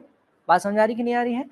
तो आज से ही आपको क्या करना है, अपनी पर्सनालिटी में जो जो कमियां आज से समझ में आ रही हैं आपको, उसको दूर करना शुरू कर देना है, ठीक है। और वैसे भी आप प्रूव करने की कोशिश करेंगे तो हमेशा आपका डाउनफॉल ही होने वाला है, ठीक है। आपको जब ये एहसास हो जाएगा कि मेरा काम बताएगा कि मैं क्या चीज़ हूँ, उस दिन आप प्रूव करने की कोशिश नहीं करेंगे, बल्कि आप अपने काम पे फोकस करेंगे। मतलब अभी आपके प्रिपरेशन का टाइम है तो जम के प्रिपरेशन करेंगे, है ना। आपसे कोई पूछ लिया कि इस साल तुम्हारा प्री निकला कि नहीं निकला, कॉमन वाली बात, कॉमन सी जो बातें होती है वो बता रहा हूँ मैं आपको। तो होता क्या है कि जो बच्चे होते हैं वो क्या बताते हैं, हाँ या ना में जवाब नहीं देते हैं। अरे यार मैं बीमार पड़ गया था, 2 महीना मैं बिस्तर पे रह गया। मतलब क्या है, आपका नहीं हुआ और साथ में आप एक्सक्यूज भी दे रहे हो ना, ठीक है ना। वो चढ़ते सूरज को सब लोग सलाम करते हैं भाई, है ना, सच्चाई यही है ना। इसका मतलब ये है कि आपको ये सब बातें नहीं करनी है। आपसे पूछा गया प्री निकला कि नहीं निकला, बोले कि नहीं यार नहीं निकल पाया। क्यों नहीं निकला यार, तो आप सफाई देने लगे कि मेरा एग्जाम था, या मेरी मम्मी बीमार पड़ गई थी, तो या वहाँ हम लोग चले गए थे, घर में शादी पड़ गई थी, ये सब कुछ नहीं। आपको क्या बोलना है, एक लाइन में बोलना हो, क्या बोलना है, नहीं यार मेरी प्रिपरेशन बहुत अच्छी नहीं थी इसलिए मेरा प्री नहीं निकल पाया। इसको बहादुरी कहते हैं, एक्सेप्ट करने वाली बात। आज से शुरू, पक्का, कोई ऐसी वैसी बात नहीं करनी, कोई एक्सक्यूज नहीं, ठीक है ना। ये चीज़ इंपॉर्टेंट, ठीक। तो आज से पर्सनालिटी की शुरुआत हमने कर दी है। हम लोग कहाँ बढ़ रहे हैं आगे की तरफ, आईएएस बनने की तरफ, ठीक है। तो ये सब ध्यान रखना है, ठीक। तो हम लोग जो बात कर रहे थे क्या, कि प्रियम्बल जो है वो क्या होता है। अगर प्रियम्बल ऑफ द कॉन्स्टिट्यूशन की बात कर रहे हैं तो प्रियम्बल में वो सारी चीज़ें होंगी जो हमारे पूरे संविधान का एक तरीके से क्या होगा, एक फिलॉसफी होगी, उसका दर्शन होगा, उसका जो खास खास बातें होंगी वो हमको वहाँ पे बता दिया जाएगा, ठीक। इंपॉर्टेंट चीज़ है, समझ में आ रही बात। किसी कानून की भी बात करते हैं, जैसे कोई आपका लेजिस्लेचर कोई या विधायिका कोई कानून पास करती है ना, तो उसके पहले भी उसका एक प्रस्तावना रहता है कि हम इस कानून में क्या क्या चीज़ें करने वाले हैं, क्या क्या प्रावधान, क्या क्या प्रोविज़न होंगे, है ना। तो उसी तरीके से ये भी है कि आपका जो संविधान है उसकी एक प्रियम्बल है, प्रस्तावना है, उद्देश्य का है, जिसमें ये बताया जाता है कि हमारे संविधान में क्या क्या चीज़ें होंगी, क्या क्या चीज़ों पर खास तौर पर ध्यान दिया जाएगा। और एक इंपॉर्टेंट चीज़ मैंने क्या बताया, इसके जो कार्डिनल वैल्यूज़ हैं, यानी उसके जो मूल्य हैं, सारे शब्द हम क्लियर करेंगे ना, परेशान मत होइएगा ना। वैल्यू का मतलब समझते हैं, मूल्य का मतलब समझते हैं। मैं जानता हूँ थोड़ा टाइम टेकिंग होगा आपको पढ़ाना, लेकिन घबराइएगा बिल्कुल नहीं ना, मैं पूरा टाइम आपको देने के लिए तैयार हूँ, है ना। एक शब्द देखिए, मैं आपको एक बात बताना चाह रहा हूँ, यूपीएससी के जो क्वेश्चन होते हैं, स्पेशली जो मेंस के क्वेश्चन होते हैं, अगर आप उसको नहीं समझ पाए, मेरी बात समझ आ रही कि नहीं आ रही है, अगर आप उस क्वेश्चन का, उस टर्म्स का मतलब नहीं समझ पाए हैं, आप यकीन मानिए आप उसका आंसर नहीं लिख पाएंगे, ठीक। मैं एग्जांपल दूं आपको, जैसे आपसे जो पूछ लिया, यूपीएससी ने क्वेश्चन पूछा है कि ऑब्जेक्टिव्स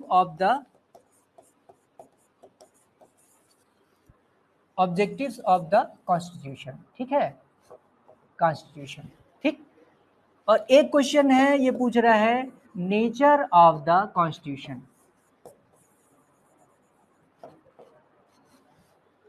अब सोचिए, इसका इसका डिफरेंस अगर आप नहीं जानेंगे तो आप एक्चुअल में सब कुछ जानते हुए भी आप आंसर नहीं लिख पाएंगे। हो सकता है इसकी चीजें इसमें लिख दे, इसकी चीजें इसमें लिख दे। आप बात क्लियर हो रही है ना। तो इतना डेप्थ में जाके हम एक एक चीज को क्लियर करते हुए पढ़ेंगे, ये टाइम टेकिंग होगा, इसलिए आपके जो पूरा कोर्स जो होगा वो 1.5 साल से पहले खत्म होने वाला नहीं है।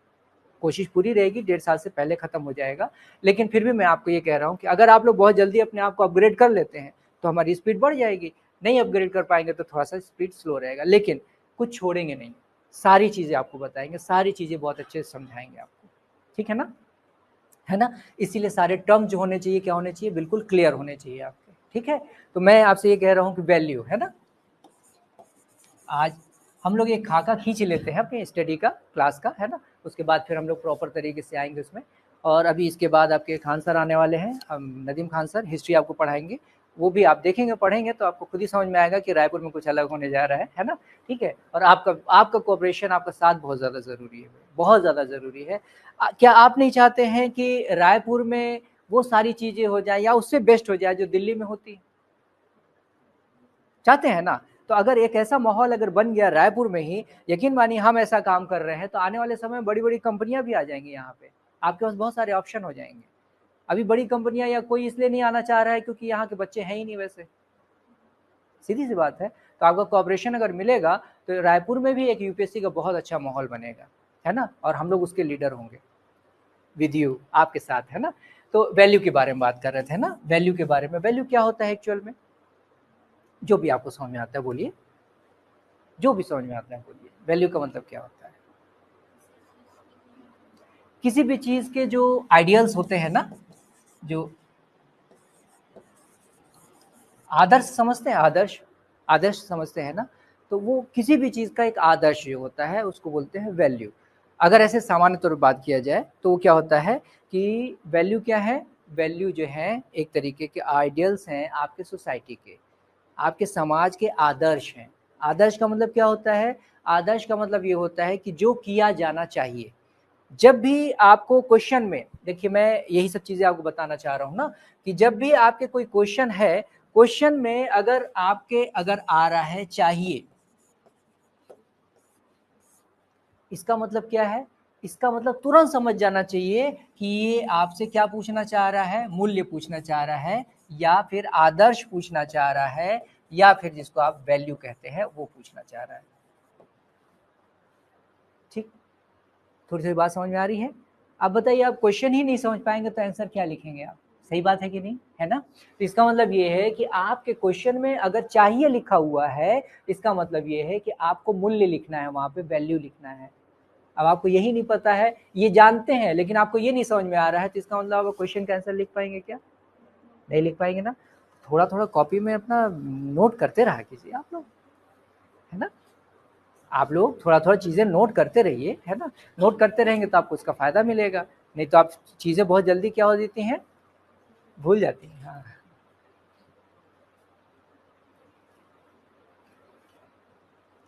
चाहिए, है ना। तो चाहिए का मतलब क्या हुआ कि किस चीज़ को बोलते हैं कि चाहिए। आपका जो सोसाइटी, आपकी जो सोसाइटी है, समाज है, या भी जिस भी ऑर्गेनाइजेशन में आप हैं, उस ऑर्गेनाइजेशन में अगर आपसे ये कहा जाता है कि आपको ऐसा करना चाहिए, मतलब वो क्या है, डिजायरेबल है ना, वो करना चाहिए, है ना। इसका मतलब क्या हुआ, वो जो है आपके लिए क्या है, वो करने वाली चीज है, जिसको कि आपसे you are suppose to do, है ना। मतलब आप आपसे करने की वो उम्मीद की जाती है ना। तो वो सारी चीजें क्या होंगी, वैल्यू होंगी। मतलब ये हुआ कि ऐसा जो चीज अगर आपका, अगर आपकी सोसाइटी जो है ये तय करती है कि आपको ऐसा करना चाहिए, इसका मतलब ये है कि इस सोसाइटी के लिए वो क्या है, पॉजिटिव है ना, बोलिए, पॉजिटिव है ना। मतलब इस सोसाइटी को फायदा पहुंचाने वाली जो चीज है वही करना चाहिए, है ना। तो जो करना चाहिए वो क्या है, आपका वास्तव में मूल्य है। समाज जो है, सोसाइटी जो है, या फिर कोई ऑर्गेनाइजेशन में जहाँ पे आप हैं, वहाँ पे क्या किया जाता है, ऐसे वैल्यूज बनाए जाते हैं, ऐसे मूल्य बनाए जाते हैं जो ये बताता है कि आपको ये करना चाहिए, है ना। और इसके अलावा जब ये करना चाहिए तो क्या नहीं करना चाहिए, ये भी चीजें क्लियर हो जाती हैं, ठीक है ना। तो इसलिए क्या है कि जब भी आप वैल्यू की बात कर रहे हैं, मूल्य की बात कर रहे हैं, तो वो सारी चीज़ें जो डिज़ायरेबल हैं, जिसको कि किया जाना चाहिए, वो सारी चीज़ें वैल्यू से रिलेटेड है। मतलब आपके सोसाइटी के लिए, या अपने कंट्री की बात कर रहे हैं, आपके कंट्री के लिए, आप अपने घर की बात कर रहे हैं तो आपके घर के लिए, आप जिस ऑर्गेनाइजेशन में है अगर वहाँ की बात कर रहे हैं तो आपके ऑर्गेनाइजेशन के लिए वो सारी चीज़ें क्या हैं, फ्रूटफुल है, बेनिफिशियल है, पॉजिटिव है, जिसको कि किया जाना चाहिए, you are suppose to do, ठीक है ना। आपसे ये उम्मीद की जाती है कि आप ऐसा करें, नहीं करेंगे तो क्या होगा, सोसाइटी बहुत सारे सैंक्शन लेके आएगी, बहुत सारे दंड वगैरह लेकर के आएगी आपके लिए, है ना। उसी तरीके से आप ऑफिस में हैं, ऑर्गेनाइजेशन में हैं, काम कर रहे हैं, वहाँ पे आप वैसा अगर नहीं करेंगे तो वहाँ ऑफिस में आपको क्या मिलेगा, पनिशमेंट मिलेगा ना। ये बात समझ आ रही है। तो वैल्यू का सिंपल सा मतलब अभी इतना ही समझिए आप। बाकी जब हम जैसे जैसे हम क्लास में आगे बढ़ते जाएंगे, हम उन चीज़ों को क्या करेंगे, बहुत अच्छे से समझेंगे, बहुत अच्छे से उसको हम क्लियर करेंगे, है ना। तो अभी क्या बात समझ में आई आपको, कि हमको टर्मिनोलॉजी क्लियर होना चाहिए।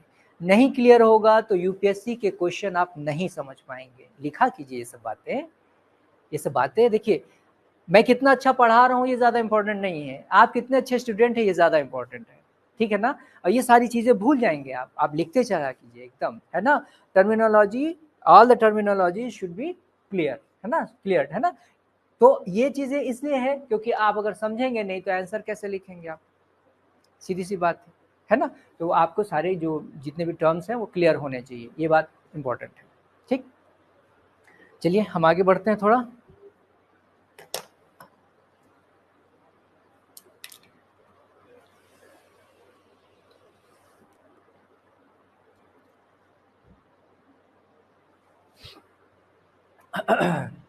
चलिए हम आगे चले ना। यहाँ से कोई क्वेरी आपकी, कोई सवाल, कोई इस तरह की कोई चीज़ नहीं है ना, नहीं है, ठीक है।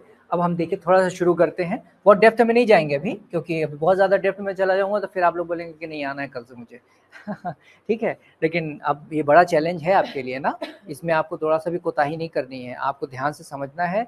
और एक दिन में, 2 दिन में, 4 दिन में समझ में नहीं आता है, आपको लगातार देखिए एक चीज़ है जो आप पढ़ेंगे, क्या चौथे पेपर में पढ़ेंगे, परसेवरेंस, है ना।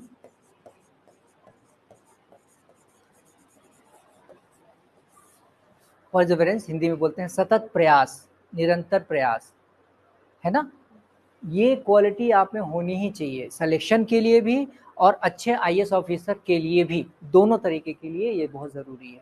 मतलब आप एक बार फेल हो सकते हैं, 2 बार फेल हो सकते हैं, लगातार कोशिश करते रहेंगे सच्चे मन से, यकीन मानिए आपको बहुत जल्दी सफलता मिलेगी ही मिलेगी, ठीक है। शुरू में दिक्कतें आएंगी ही आएंगी, हर हाल में आएंगी।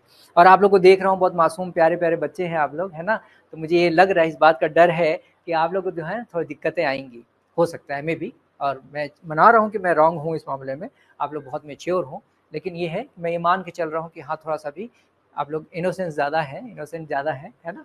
चलिए, ये बात समझ आ रही है ना। तो लगातार प्रयास, शुरू में बहुत सारी दिक्कतें आएंगी आपको, लेकिन उससे घबराना नहीं है, लगातार कोशिश करते रहना है आपको, ठीक है ना। चलिए, अब आप लोग, आपको जो मिला है ना वो प्रियम्बल, वो प्रियम्बल की जो चीज़ें हैं उसको पढ़िए ज़रा। आ जाइए, कौन सी क्लास? एडियो नहीं, उधर।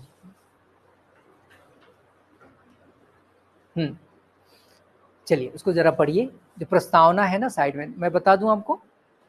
हाँ, ये वाला जो है ना, जो हिंदी मीडियम में है तो ये पढ़ लीजिए आप, इंग्लिश मीडियम में है तो वो वहाँ पे साइड में लिखा हुआ है, देखिए ज़रा, उसको बहुत ध्यान से समझिए। थोड़ी थोड़ी चीज़ें हम आज बात कर रहे हैं, चूँकि पहली क्लास है इसलिए आराम से चलते हैं थोड़ा आपको।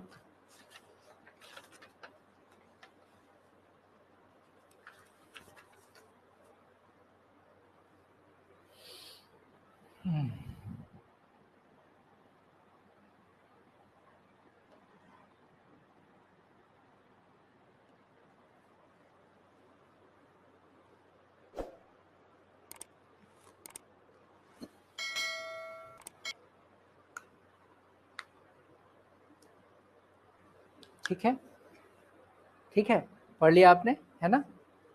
चलिए, अभी आपको एक एक चीज़ क्लियर किया जाएगा ना, सारे कीवर्ड्स, सभी चीज़ें क्लियर किए, सारे क्वेश्चन क्लियर किए जाएंगे। पहले कुछ चीज़ें समझ लीजिए अच्छे से ना।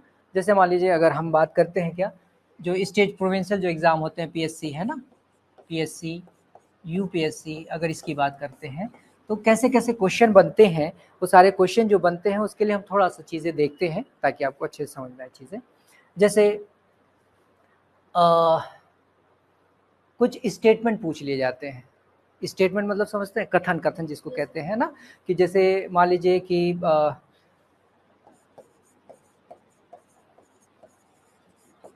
हारोस्कोप या कुंडली बोलते हैं ना, कुंडली समझते होंगे ना, हारोस्कोप या कुंडली, है ना, ठीक है। ये किसने कहा है भारतीय संविधान की प्रस्तावना को, ये क्वेश्चन बन जाता है ना। हारोस्कोप या कुंडली किसने कहा है, 4 नाम आपको दे दिया, पालखी वाला, के एम मुंशी, या फिर इसके अलावा कोई एस एम सीकरी, और इसी तरीके से कुछ और नाम दे दिया, भार्गव दे दिया, इस टाइप से नाम दे दिया आपको। तो ये क्या होता है, स्टेट पीएससी में इस तरीके के क्वेश्चन बनते हैं, ठीक है ना। इसका मतलब क्या हुआ, इसका मतलब ये हुआ कि ये चीज़ें आपको पता होनी चाहिए, है ना। और उसके एक्चुअल में इन्होंने किसने कहा था, के एम मुंशी ने कहा था, है ना, के एम मुंशी, ठीक है, सिंपल सी बात है, ठीक। इसके अलावा और भी तरह तरह के जो कहना चाहिए कि विद्वान हुए, जैसे भार्गव ही हैं, इन्होंने कहा कि most precious part of the constitution is preamble, मतलब सबसे ज़्यादा जो महत्वपूर्ण जो चीज़ है संविधान की, वो क्या है, वो आपका प्रीएम्बल है। ये किसने कहा है, के भार्गव ने कहा है। उनका पूरा नाम भी शायद के नहीं, के मुंशी, वो तो के मुंशी हैं, अभी दिमाग नहीं आ रहा है। भार्गव, भार्गव बहुत बड़ा नाम है ये संविधान के मामले में, कॉन्स्टिट्यूशन के मामले में, है ना। तो इस तरीके के क्वेश्चन भी बनते हैं, ध्यान रखने वाली बात ये है, ठीक है ना। इसके अलावा अगर आप जाएंगे थोड़ा सा और आगे बढ़ेंगे, तो जैसे आप प्रियम्बल अगर आप पूरे देखिए, एक्चुअल में क्या होता है ना, यूपीएससी, अब आपको ये पता होना चाहिए कि भारतीय संविधान, मैं अपनी बात एक बात बता रहा हूँ, मेरा यूपीएससी का पहला इंटरव्यू था, और शशि उबेन त्रिपाठी मैम का बोर्ड था। मुझसे मैं मतलब ये था कि उस समय तक इमेच्योर ही था पूरी तरीके से, बहुत इमेच्योर था मैं, सही मायने में। मैं अपनी गलती को एक्सेप्ट करता हूँ। मैं अपनी मेहनत के बल पे अगर वहाँ पहुँच गया था तो बस ये था कि बस पहुँच ही गया था मैं, उसके अलावा मेरे पास ऐसा कुछ नहीं था जिससे मैं आईएएस बन जाता। सही बात है, पर्सनालिटी में बहुत कमियाँ थी। तो वहाँ पे मुझसे सवाल ये पूछा गया कि आप ये बताइए कि भारतीय नागरिक होने के लिए, है ना, सिटीजन ऑफ इंडिया होने के लिए सबसे ज़्यादा ज़रूरी चीज़ क्या है? आप क्या समझते हैं सबसे ज़्यादा ज़रूरी चीज़? तो मेरे तरफ से जो जवाब था, अब समझिए इस चीज़ को ना, इमोशनल बहुत ज़्यादा होना अपने आप में बहुत बड़ा दर्द है एक तरीके से, है ना? मेरा जवाब क्या था? मेरा जवाब था मैं तुरंत इमोशनल हो गया। एक वी फीलिंग होनी चाहिए अपने देश के लिए जो मर मिटे इस टाइप से मेरे दोनों हाथ ऐसे भींच रहे थे। उसके बाद भी शशि मैम मेरे से पूछ रही थी और मैं बोला मैम सबसे ज़्यादा मुझे लगता है यही सबसे ज़्यादा ज़रूरी है। तो उनको ये पता चला कि ये बहुत ही इमोशनल आदमी है, देशभक्त हो सकता है लेकिन अच्छा प्रशासक नहीं हो सकता। उनको क्या चाहिए? अच्छा प्रशासक चाहिए ना। तो मुझे क्या करना था, बहुत एकदम आराम से, बहुत सिंपल वे में, बिना एक्साइटेड हुए मुझे जवाब देना चाहिए था, जो भारतीय संविधान में आस्था रखता है, who believe in Indian constitution. बस इतना ही सा जवाब था उसका। बात समझ आ रही? आपको ये गलतियाँ नहीं करनी है, इमोशनल होकर आंसर नहीं देना है, एकदम straightforward to the point होकर के आपको इसका जवाब रखना है, और ये ध्यान रखना है कि एकदम सटीक जवाब हो आपका। बात समझ में आई? अच्छे से आई कि नहीं बात? तो अब ये समझने वाली बात ये है कि वहाँ पे ये चीज़ें जानने की कोशिश की गई कि आप भारतीय संविधान को पढ़े हो, उसकी खास बातें आपके दिमाग में बैठी हुई हैं कि नहीं बैठी हुई। सही बात है ना? तो आप भारतीय संविधान के बारे में बात करो और प्रिएम्बल के बारे में जानते ही ना हो, तो ये कहीं से भी अच्छी बात है क्या? नहीं है ना। तो वो जानना चाहते हैं कि आपको प्रिएम्बल की सारी बातें पता है कि नहीं पता है। अब इसी को जानने के लिए वो क्या करते हैं, क्वेश्चन पुट अप करते हैं। जैसे राजस्थान पीएससी में क्वेश्चन आया हुआ था, ये क्वेश्चन कुछ इस तरीके से था कि जो प्रिएम्बल है उसमें इंडिया शब्द यानी भारत शब्द जो है वो कितनी बार आया है। जिसने भी उसको पढ़ा होगा वो बता सकता है। आप लोग देख के बताइए, इससे पहले आप नहीं जानते थे, आज जानेंगे कितनी बार बनाया है। कोई देखिए,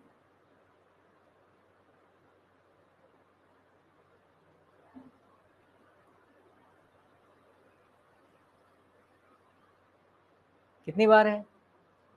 दो ही है ना। मेरी बात समझ आई? अब इससे पहले तक आपने प्रिएम्बल नहीं पढ़ा था और आप क्या कहते हैं, मैं भारतीय नागरिक हूँ, बोलते हैं ना, सभी लोग बोलते हैं ना, लेकिन आपको प्रिएम्बल आज तक आपने पढ़ा ही नहीं है।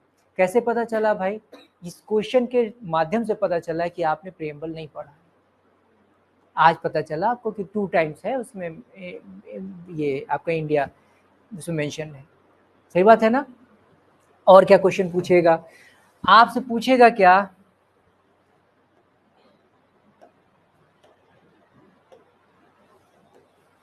आपसे पूछेगा क्या, जैसे आप देखेंगे क्या कि जो वी द पीपल करके लिखा है ना, हम लोग इंडिया को क्या करने जा रहे हैं, हम लोग, हाँ, संपूर्ण प्रभुत्व संपन्न यानी सॉवरेन, है ना। इसके बाद सोशलिस्ट, उसके बाद सेकुलर, उसके बाद डेमोक्रेटिक, उसके बाद रिपब्लिक। कितने वर्ड्स हो गए देखिए यहाँ पे। पहला बोलिए सॉवरेन,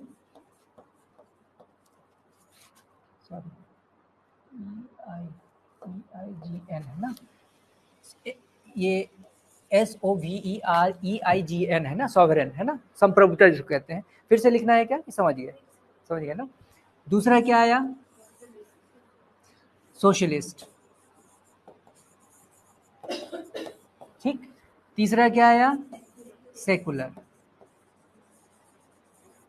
चौथा क्या आया, डेमोक्रेटिक। पांचवा क्या आया, रिपब्लिक।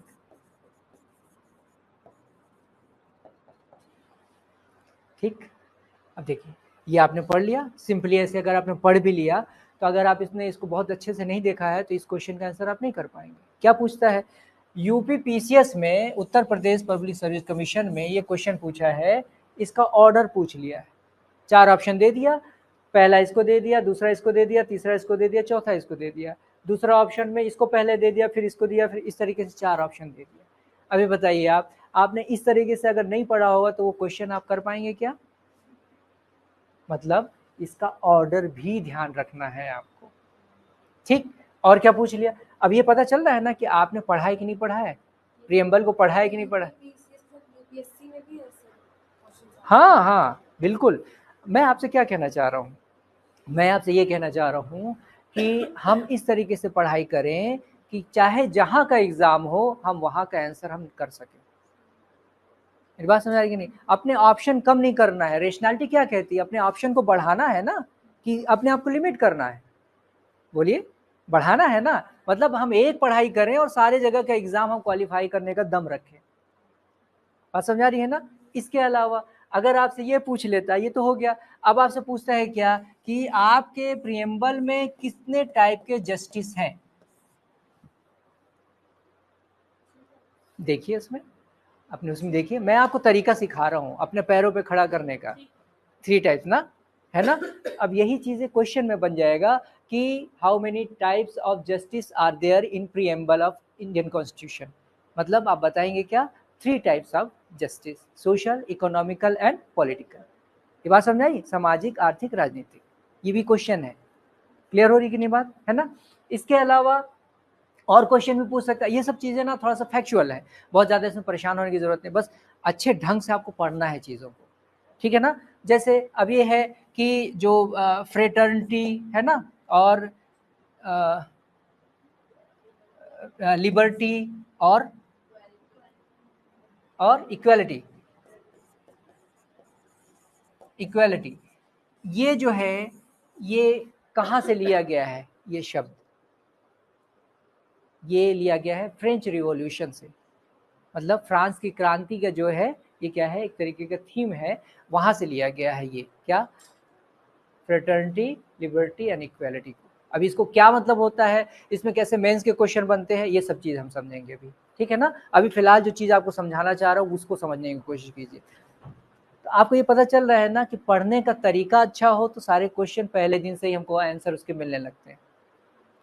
मेरी बात समझ आ रही कि नहीं आ रही है? मैं आके सीधा सीधा बाँचने लगता, प्रियम्बल पढ़ा के खत्म कर देता अभी तक आपको, लेकिन आप कुछ क्वेश्चन नहीं कर पा रहे हैं तो कोई मतलब नहीं हुआ पढ़ने का। सही बात है कि नहीं? तो आपने क्या क्या सीखा इसमें? आपने ये देखा कि कुछ स्टेटमेंट दे करके भी आपसे सवाल पूछ सकता है कि किसका स्टेटमेंट है ना? इसके अलावा इस तरीके से अंदर से चीजें उठा करके भी आपसे सवाल पूछ सकता है, ठीक है ना? इसके अलावा अब देखिए यूपीएससी में क्या करेगा, यूपीएससी में क्या करेगा, यूपीएससी का जो पैटर्न है, देखिए प्रोविंशियल एग्जाम में ज्यादातर क्या होता है, इस तरीके से आपको क्वेश्चन दे देता है जहाँ पे आप बहुत ज्यादा परेशान नहीं होंगे, आपको पता है तो ठीक है, नहीं पता है तो खत्म, है ना? लेकिन यूपीएससी में क्या करता है, वहां पे 4 स्टेटमेंट्स देता है,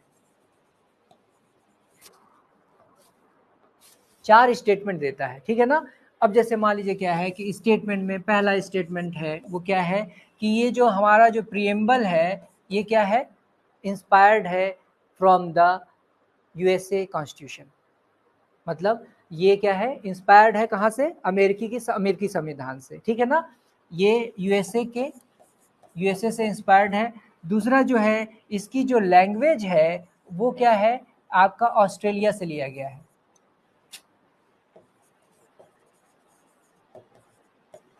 ठीक है?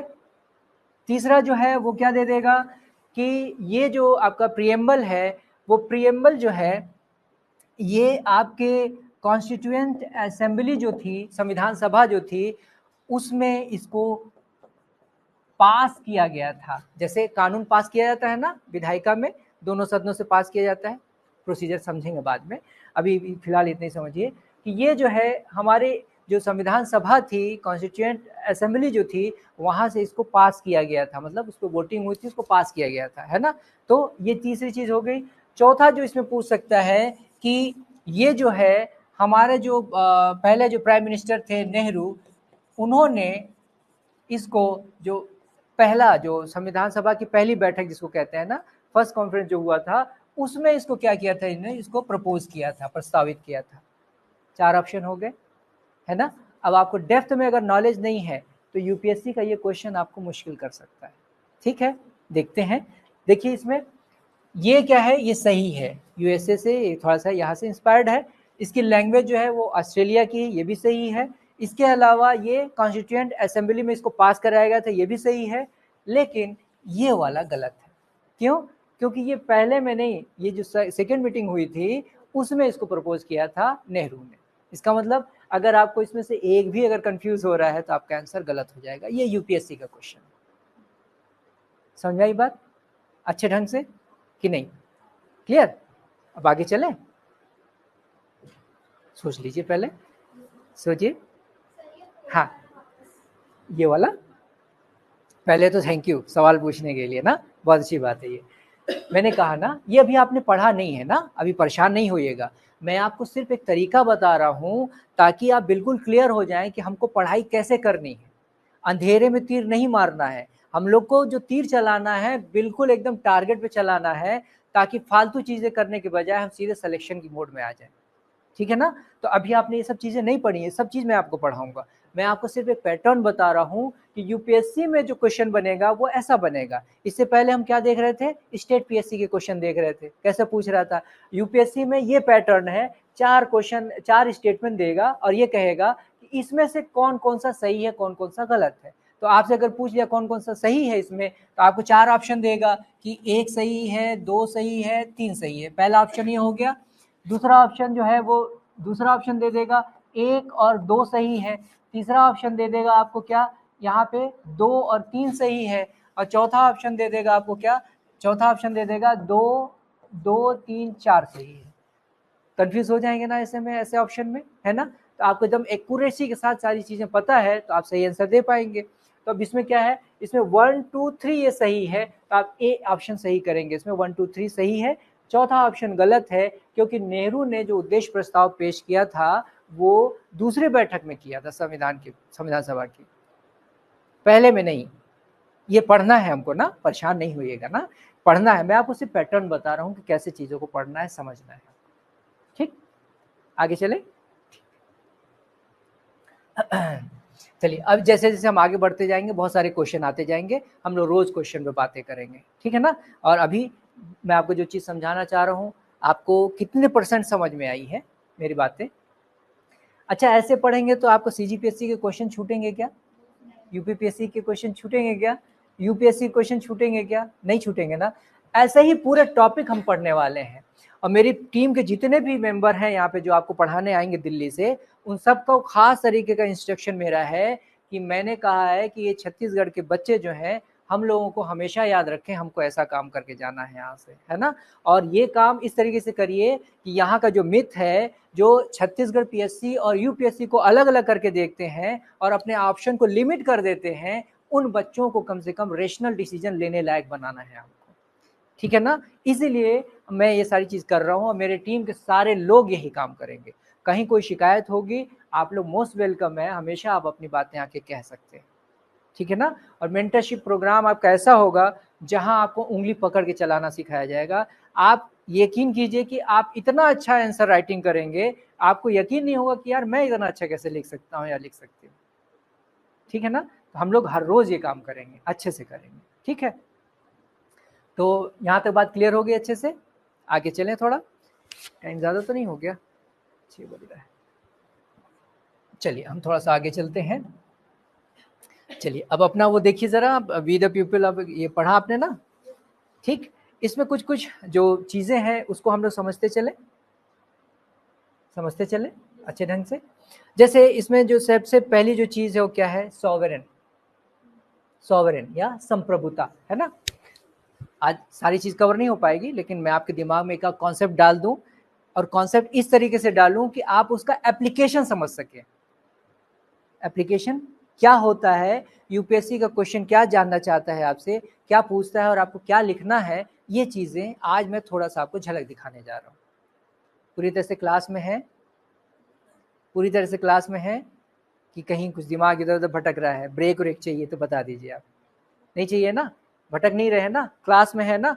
अब जो बहुत ज़्यादा इंपॉर्टेंट चीज़ है वो मैं आपको बताने जा रहा हूँ, जो आपके सिलेक्शन के लिए सबसे ज़्यादा ज़रूरी है, जिस पे आपको रोज़ काम करना है। ठीक है, चलिए। तो कुछ टर्म्स हैं, मैं क्लियर कर दूं आपको पहले, है ना, और बाकी चीज़ें हम लोग कल प्रॉपर वे में प्रीएम्बल पढ़ेंगे। आज जो है, चूँकि पहली क्लास है, मैं आपको बताना चाह रहा हूँ कि एक्चुअल में यूपीएससी क्या है, आपकी तैयारी कैसे होनी चाहिए, क्या होनी चाहिए, और कैसे अपने आप को रेशनल बना करके अपने ऑप्शन को बढ़ाया जा सकता है। क्योंकि अब ये समझिए ना कि इस समय बहुत ज़्यादा मारामारी है नौकरी की, जॉब की, है ना, एम्प्लॉयमेंट की। वैसे भी आपका आईएएस बनना एक जॉब नहीं है मेरे समझ से, है ना, बहुत बड़ी चीज़ है। एक तरीके से ये कहना चाहिए कि एक सेटिस्फेक्शन है एक तरीके से अपने लाइफ के लिए, सबसे बड़ा एक रिलेवेंसी कह सकते हैं अपने लिए, है ना, ये चीज़ है। तो सिर्फ जॉब नहीं है वो, और इससे बढ़कर के बहुत बड़ी चीज़ है, ठीक है ना।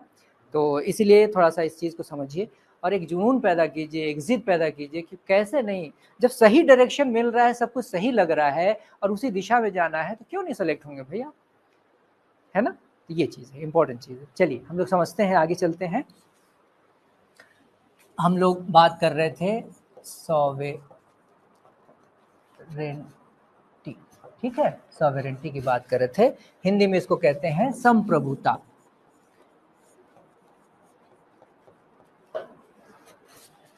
ठीक, संप्रभुता। लोग खड़े ही करके रखते हैं यार, बैठाते तो नहीं है। घूम हो रही है तो थोड़ा सा थकता भी है आदमी ना। एक्चुअली मैं यहाँ जब से आया हूँ ना, मेरी तबीयत भी बहुत अच्छी नहीं है, कुछ ना कुछ प्रॉब्लम लगी हुई है। चलिए ऐसे बात करते हैं। सॉवरेंटी, जैसे आप समीक्षा है ना, आप शिवानी, जैसे समीक्षा है, शिवानी है ना, तो आप लोग बुरा तो नहीं लग रहा, आप लोग के नाम नहीं ले रहे। बुरा लगना भी नहीं चाहिए ना, क्योंकि ये तो बहुत छोटी सी चीज़ है, ये तो आपकी ज़िंदगी का कोई लक्ष्य भी नहीं है, एक तरीके से टारगेट ही नहीं है, बहुत छोटी सी बात है ना। आपका लक्ष्य तो बहुत बड़ा है ना, सही बात है कि नहीं। जैसे मान लीजिए ये कहते हैं कि अच्छा, आप लोगों में ज़्यादा मजबूत कौन है दोनों में से, आप लोग तय कर लीजिए। अच्छा ठीक है, मान लेते हैं शिवानी, शिवानी ना, शिवानी ज़्यादा मजबूत है, ये कमज़ोर है। मान लीजिए कि सॉवरेंटी की बात हो रही है, तो शिवानी पूरी तरीके से सॉवरेन है, मतलब संप्रभु। संप्रभु होने का मतलब पूरे ताकतवर है, किसी पे कोई डिपेंडेंसी नहीं है, अपने इंटरेस्ट को मैक्सिमाइज करने के, मतलब अपने हित को अधिकतम करने के लिए वो कुछ भी कर सकती है। सॉवरेंटी का लिटरल मीनिंग यही होता है, मतलब सॉवरेंटी का मतलब पावरफुल समझ लीजिए एक तरीके से, है ना, ऐसे समझने वाली बात कर रहा हूँ मैं। तो शिवानी जो है इतनी पावरफुल है कि वो अपने हितों को अधिकतम करने के लिए, अपने इंटरेस्ट को मैक्सिमाइज करने के लिए वो कुछ भी कर सकती है। मतलब समीक्षा को 2 थप्पड़ मार दें अगर, ऐसा कीजिएगा नहीं है। समीक्षा को 2 थप्पड़ मार के बोलते जाओ मेरे लिए 1 गिलास पानी लेके आओ, है ना, और इसके अलावा फिर इसके बाद किसी दूसरे से कुछ कहती हैं, क्या आपका नाम क्या है, नरगिस, तो नरगिस से कहते हैं कि चलो तुम मेरे पैर दबाओ, हैं, और अपना नाम एक बार फिर, क्रिस्टीना। ये मतलब ये कहीं यूरोपियन कंट्री से थोड़ा सा इंस्पायर्ड लग रहा है नाम। किसने, मम्मी पापा ने नाम रखा, पापा ने रखा है। अच्छा, इंग्लिश मूवी ज़्यादा देखते थे क्या हॉलीवुड की? अच्छा। अच्छा, तो क्रिस्टीना को कहते हैं क्या कि तुम मेरे लिए खाना बनाओ, ठीक। मतलब क्या हुआ, सॉवरेंटी का ऐसे अगर मतलब देख रहे हैं तो एक ऐसी बॉडी है जो इतना पावरफुल है, जो आपके चाहे ना चाहे, आप चाहे या ना चाहे, वो आपसे अपना काम करा ले रही है। अपना काम करा रही है मतलब अपने इंटरेस्ट को मैक्सिमाइज कर ले रही है, अपने हितों को अधिकतम कर ले रही है, अपना ज़्यादा से ज़्यादा फायदा कर ले रही है, ठीक है। ये लिटरल मीनिंग है किसका, सॉवरेंटी का। मेरी बात समझ आई अच्छे ढंग से। मतलब ये है कि अगर कंट्री के लेवल पे देखें हम, तो क्या मतलब हुआ कि हम इतने सेल्फ डिपेंडेंट हैं, इतने पावरफुल हैं कि हम अपने हितों के लिए चाहे जो चाहे वो पॉलिसी बना लें, जो चाहे जिस तरीके से हम क्या करें, किसी से रिलेशन रखें ना रखें, हमारी फॉरेन पॉलिसी जो है हम अपने तरीके से तय करेंगे। हमारे ऊपर ना कोई बाहर का किसी का कंट्री का प्रेशर रहेगा और ना ही अंदर से कोई हमारे ऊपर प्रेशर रहेगा। मतलब हम पूरी तरीके से फ्री हैं to make our policy, to take decision in our interest. ये बात समझ में आ रही? इसको क्या कहेंगे हम, क्या कहेंगे, सॉवरेंटी। और याद रखिएगा किसी भी कंट्री के लिए ये सबसे ज्यादा जरूरी चीज है कि वो सॉवरेन है या नहीं। यहाँ तक बात समझ में आ गई? अच्छे ढंग से समझ में आ गई। अब एक्चुअल में अब हम थोड़ा सा अंदर जा रहे हैं और आप देखिए कहाँ कहाँ गलती करेंगे। यूपीएससी का जो एस्पिरेंट होगा और एक आम आदमी होगा उसमें कितनी बड़ी बड़ी कितना बड़ा गैप होगा, कितना डिफरेंस होगा, आपको समझ में आ जाएगा। ठीक, आगे चले। यहाँ तक बात समझ में आ रही है? मतलब India is a sovereign state, है ना। India can make his policy in its interest, है ना, वट एवर इट वांट्स, है ना। यही ना मतलब हुआ। मतलब जो भी चाहे वो अपना क्या कर सकता है, अपनी पॉलिसी बना सकता है, कहीं से कोई प्रेशर नहीं होगा उसके ऊपर। ठीक, ये बात समझ में आ रही है ना। चलिए अब हम थोड़ा सा आगे बढ़ते हैं। अब इसको हम प्रैक्टिकल मैनर में, सॉवरेनिटी का लिटरल मीनिंग थ्योरी समझ में आ गई अच्छे ढंग से। अब हम इसको क्या करेंगे, जो यूपीएससी का क्वेश्चन होगा वो क्या होगा, बिल्कुल अप्लाइड होगा, व्यवहारिक वाली जिंदगी का, है ना। कैसे देखते हैं इसको, पेज ही चेंज कर लेते हैं ना।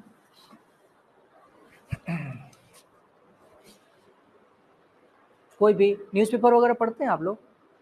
नहीं, थोड़ा बहुत पढ़ते हैं। अच्छा, देखिए जैसे अभी देख रहे होंगे आप, ट्रम्प जी आए हुए हैं जब से ना, तो बहुत सारे बंदिशें हमारी कंपनियों पे सारी चीज़ें कर रहे हैं ना वो। हाँ, टैरिफ लगाने की बात कर रहे हैं, सारी चीज़ें कर रहे हैं। तो एक छोटा सा एग्जांपल लेके चलते हैं ना। अभी चूंकि आप लोग बहुत ज़्यादा नहीं पढ़े हैं, इसीलिए मैं बहुत ज़्यादा वैसी बात नहीं करूँगा आपसे कि आपके सब बाउंस होने लगे, है ना। ऐसी बात करूँगा जो आपको समझ में आ सके। एक चीज़ समझ लेंगे तो धीरे धीरे आप चीज़ें अपग्रेड कर सकते हैं। समझ में नहीं आएगा तो अपग्रेडेशन नहीं हो सकता है। सही बात है कि नहीं? समझने की कोशिश करते हैं ना। जैसे एक एग्जाम्पल ले लेते हैं हम। एक कंट्री है ईरान, एक कंट्री है ईरान और एक कंट्री है यूएसए। दोनों कंट्री के बारे में जानते ही होंगे, है ना। ईरान, ईरान को जानते होंगे अच्छे से, यही भाटापारा के बगल में तो है, नहीं दूर है। अच्छा अच्छे लग रहे हैं, बहुत प्यारे लग रहे हैं आप लोग बच्चे। हंसते मुस्कुराते पढ़ेंगे ना तो बड़ा मजा आएगा पढ़ने का ना। ऐसे हंसते मुस्कुराए कीजिए, ठीक है।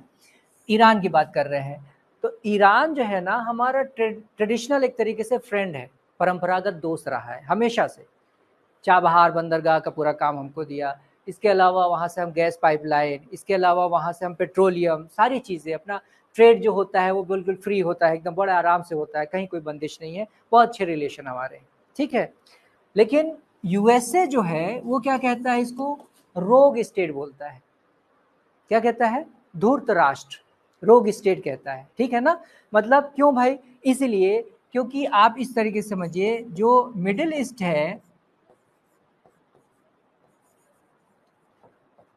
ये मिडिल ईस्ट कंट्री जानते हैं ना, अरब वाला जो क्षेत्र है, जहाँ पे क्या है, बहुत ज़्यादा पेट्रोलियम है ना।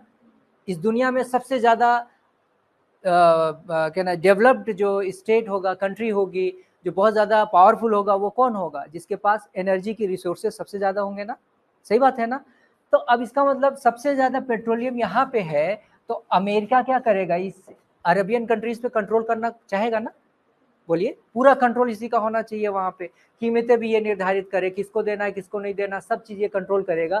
तो यूएसए जो क्या करेगा, एनर्जी के सोर्सेज से पूरा कंट्रोल, मतलब पूरी दुनिया पे राज करेगा। सही बात है कि नहीं? अब इसमें ईरान और इराक जैसे कंट्रीज जो हैं वो अमेरिका को की बात नहीं मानते हैं। इसका मतलब यूएसए का जो इंटरेस्ट है, हित है, इसके अगेंस्ट में है ईरान। इसीलिए इसको क्या बोलता है, वो रोग स्टेट बोलता है। तरह तरह के एलिगेशन लगाता है, आरोप लगाता है। जैसे ईरान पे ये कहा कि इसने परमाणु हथियार बना रहा है, एटम बम बना रहा है, जो क्या है पूरी तरीके से मानव के लिए बहुत ज़्यादा नुकसानदेह है।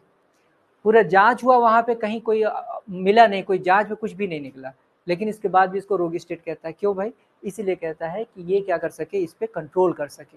ये बात समझ में आ रही? अच्छे ढंग समझ में आ रही है। हमारा जो दोस्त है क्या है, ईरान है, ट्रेडिशनल है। यूएसए भी हमारा दोस्त है। कैसे दोस्त है भाई? हमारा जो ट्रेड होता है वो ट्रेड जो है सबसे ज़्यादा यूएसए के साथ एक तरीके से हो रहा है, और ये ट्रेड है हमारे पक्ष में, हमें उसमें पॉजिटिव है। क्यों? क्योंकि हम यहाँ पे एक्सपोर्ट ज़्यादा करते हैं, इंपोर्ट कम करते हैं। इसका मतलब अमेरिका से ट्रेड जो रिलेशन हमारा है, हमारे लिए फ़ायदेमंद है। ये बात समझ में आ रही? अच्छे ढंग समझ में आ रही है ना। अब हुआ क्या कि ये हमारा दोस्त है। सिक्योरिटी काउंसिल, सिक्योरिटी काउंसिल जानते हैं? सुरक्षा परिषद, यूएनओ जो संयुक्त राष्ट्र संघ है, संयुक्त राष्ट्र संघ पूरी दुनिया की एक संस्था है जो क्या करती है, सारी चीज़ों को रेगुलेट करती है ना, एक तरीके से बात करेंगे उस पर भी। बस इतना समझिए कि सिक्योरिटी काउंसिल है जो क्या करती है, पूरी दुनिया की एक संस्था ऐसी है जो युद्ध वगैरह होना, लड़ाई झगड़ा, ये सबसे बचाती है, पूरी दुनिया में शांति, पीस वगैरह जैसी चीज़ इस्टेब्लिश करने की कोशिश करती है, ऐसी संस्था है, ठीक है ना। तो यहाँ पे सिक्योरिटी काउंसिल में क्या हुआ, यूएसए जो है एक प्रपोजल लेके आता है अगेंस्ट ईरान।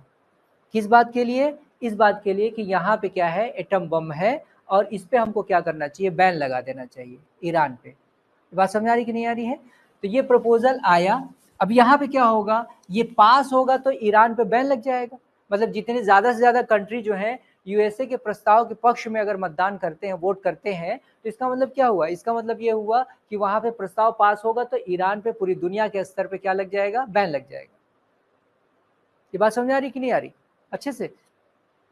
अब यहाँ पे अब बताइए आप कि ये क्या है, आपका इंडिया की बात कर रहे हैं, तो इंडिया क्या है, ईरान का दोस्त है, ईरान का दोस्त है, और ये भी इसको पता है कि यहाँ कोई एटॉमिक इस तरीके का वेपन जो है नहीं है ना। लेकिन उसके बाद भी सिक्योरिटी काउंसिल में इंडिया जो है यूएसए का क्या करता है, पक्ष में वोट देता है।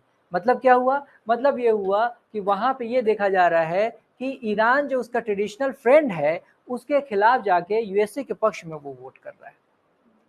इसका मतलब ये है कि ये हम यूएसए के प्रेशर में आकर के इस तरीके की वोटिंग किए ना, तो यहाँ सॉवरेंटी है या नहीं है। ये बात समझ में आ रही कि नहीं आ रही, ये प्रैक्टिकल तरीका है समझने का। अब देखिए समझने वाली बात क्या है कि आप क्या है, प्रशासनिक अधिकारी हैं, एडमिनिस्ट्रेटिव ऑफिसर हैं, और आपको गवर्नमेंट की पॉलिसी और बाकी सारी चीज़ों को क्या करना है, इम्प्लीमेंट करना है, आपको उसकी बातों को फॉलो करना है, सारी चीज़ें ना। तो आपके पास क्या होना चाहिए, आपके पास ऐसे तर्क होने चाहिए, रीज़न होने चाहिए जो आप इसको, इस एक्टिविटी को इंडिया के आप जस्टिफाई कर सकें। मेरी बात समझ आ रही कि नहीं आ रही है। अब देखिए हम इसको समझते हैं ना। अगर हम कहते हैं क्या कि इंडिया जो है उसकी सॉवरेंटी जो है बनी हुई है, मतलब संप्रभु है, वो यूएसए के प्रेशर में आकर के उसने ऐसा नहीं किया है, बल्कि अपने इंटरेस्ट की वजह से किया है। कैसे, अगर हम ये कहते हैं एक तरफ यूएसए है, एक तरफ ईरान है, ये बताइए आप, ईरान से अगर जो हम लेते हैं तेल, पूरे टोटल का हम 5% लेते हैं, तो ये 5% तो हम कहीं से भी ले सकते हैं, रूस से भी ले सकते हैं, बाकी दूसरी कंट्रीज से भी ले सकते हैं, ब्राज़ील से भी ले सकते हैं, अमेरिका से भी ले सकते हैं, कई जगह से ले सकते हैं। तो इसके लिए हमको क्या है, इस पर डिपेंड होने की कोई ज़रूरत है नहीं। लेकिन यूएसए के साथ अगर हमारी दोस्ती मजबूत होती है तो हमारा क्या होगा, हमारा एक तो ट्रेड बहुत अच्छा है, हम बहुत फ़ायदा कमा रहे हैं। इसके अलावा सिक्योरिटी काउंसिल में हमारी जो स्थायी स्टेबल जो हमारी मेंबरशिप की बात की जा रही है, वो भी अगर इसका सपोर्ट मिल गया तो हम सिक्योरिटी काउंसिल के भी मेंबर हो जाएंगे परमानेंट, सही है ना। इसके अलावा अंतर्राष्ट्रीय स्तर पर जैसे न्यूक्लियर सप्लायर ग्रुप, अगर इसकी बात करें तो हमारे जो एटॉमिक रिएक्टर्स है उसके लिए जो हमको चाहिए क्या, यूरेनियम वगैरह चाहिए, प्लूटोनियम वगैरह चाहिए ना, तो फ्यूल जो है हमको कहाँ से मिलेगा, न्यूक्लियर सप्लायर ग्रुप से मिलेगा। अगर यूएसए चाहेगा तभी हो पाएगा। मतलब ईरान से सिर्फ 5% की ज़रूरत के लिए हम उसके साथ लगे नहीं रह सकते, सही बात है ना। लेकिन यहीं पे अगर इसकी बात करते हैं तो इसके साथ रहने से हमको ज़्यादा फायदा मिलेगा। तो ये रेशनल डिसीजन हुआ कि नहीं हुआ। तो हम अपने सॉवरेंटी, हमने संप्रभुता से समझौता नहीं किया है, बल्कि हमने अपने हितों को मैक्सिमाइज करने की कोशिश की गई है। और इसके साथ ही साथ अगर हम एथिकल ग्राउंड की अगर हम बात करते हैं, एथिक्स की बात करते हैं, तो यहाँ भी हमारे पास क्या होने चाहिए, बहुत सारे रीजनेबल रीज़न होने चाहिए जिससे हम ये बता सकें कि इसके पक्ष में हम अगर इस तरीके का वोटिंग कर रहे हैं तो ना सिर्फ हम अपने इंटरेस्ट को मैक्सिमाइज कर रहे हैं बल्कि हम एथिकल भी हैं। ये यूपीएससी का क्वेश्चन है और ये क्वेश्चन इंटरव्यू तक पूछा जाता है, मेंस के साथ साथ इंटरव्यू तक पूछा जाता है। ये है अप्लाइड पढ़ाई करना, एप्लीकेशन वाली पढ़ाई करना। हमने संप्रभुता का सिर्फ लिटरल मीनिंग या थ्योरी नहीं पढ़ी, हमने व्यवहारिक देखा। बहुत सारे एग्जाम्पल हैं, बहुत सारी चीज़ें हम देखेंगे आने वाले समय में, ठीक है। तो मेरी बातें बहुत सारी समझ में आई या नहीं आई आप लोगों को, बहुत अच्छे से, कहीं कोई दिक्कत, कोई परेशानी। और दोस्ती कितने % हो गई हम लोगों की, 5% तो हो ही गई होगी, आज पहला दिन है तो, कि उससे ज़्यादा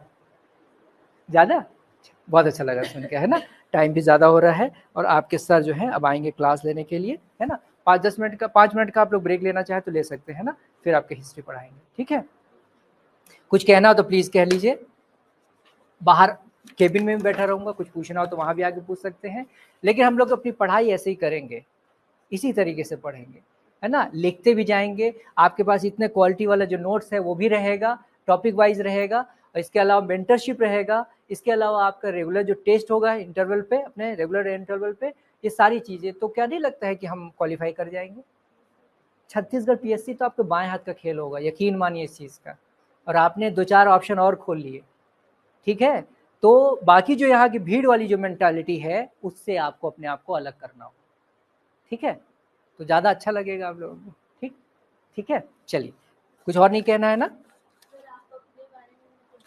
मैं अपने बारे में, मैं एक्चुअली मेरा नाम जो है वो MM आलम है।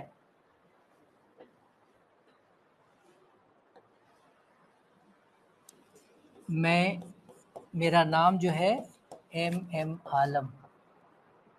नाम से एक बहुत बुजुर्ग आदमी का जैसे कुछ फीलिंग आती है ना, कहीं और कोई सुन ले तो बोले तो बड़ा बुढ़ा आदमी है, मतलब उम्र तो हो ही रही है लेकिन, है ना। और मैंने 2 बार यूपीएससी का इंटरव्यू दिया है।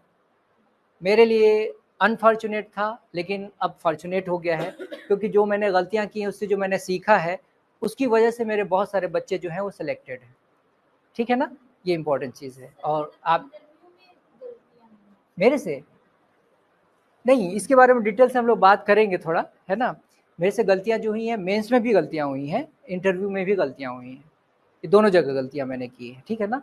और मैंने जो सीखा वहाँ से वो चीज़ें आपके साथ करूँगा तो शायद हो सकता है आप अपनी गलतियाँ वैसे ना दोहराएं ना, आप लोग ऐसी गलतियाँ ना करें, आप लोग आराम से चले, स्मूथ गोइंग हो सारी चीज़ें, है ना।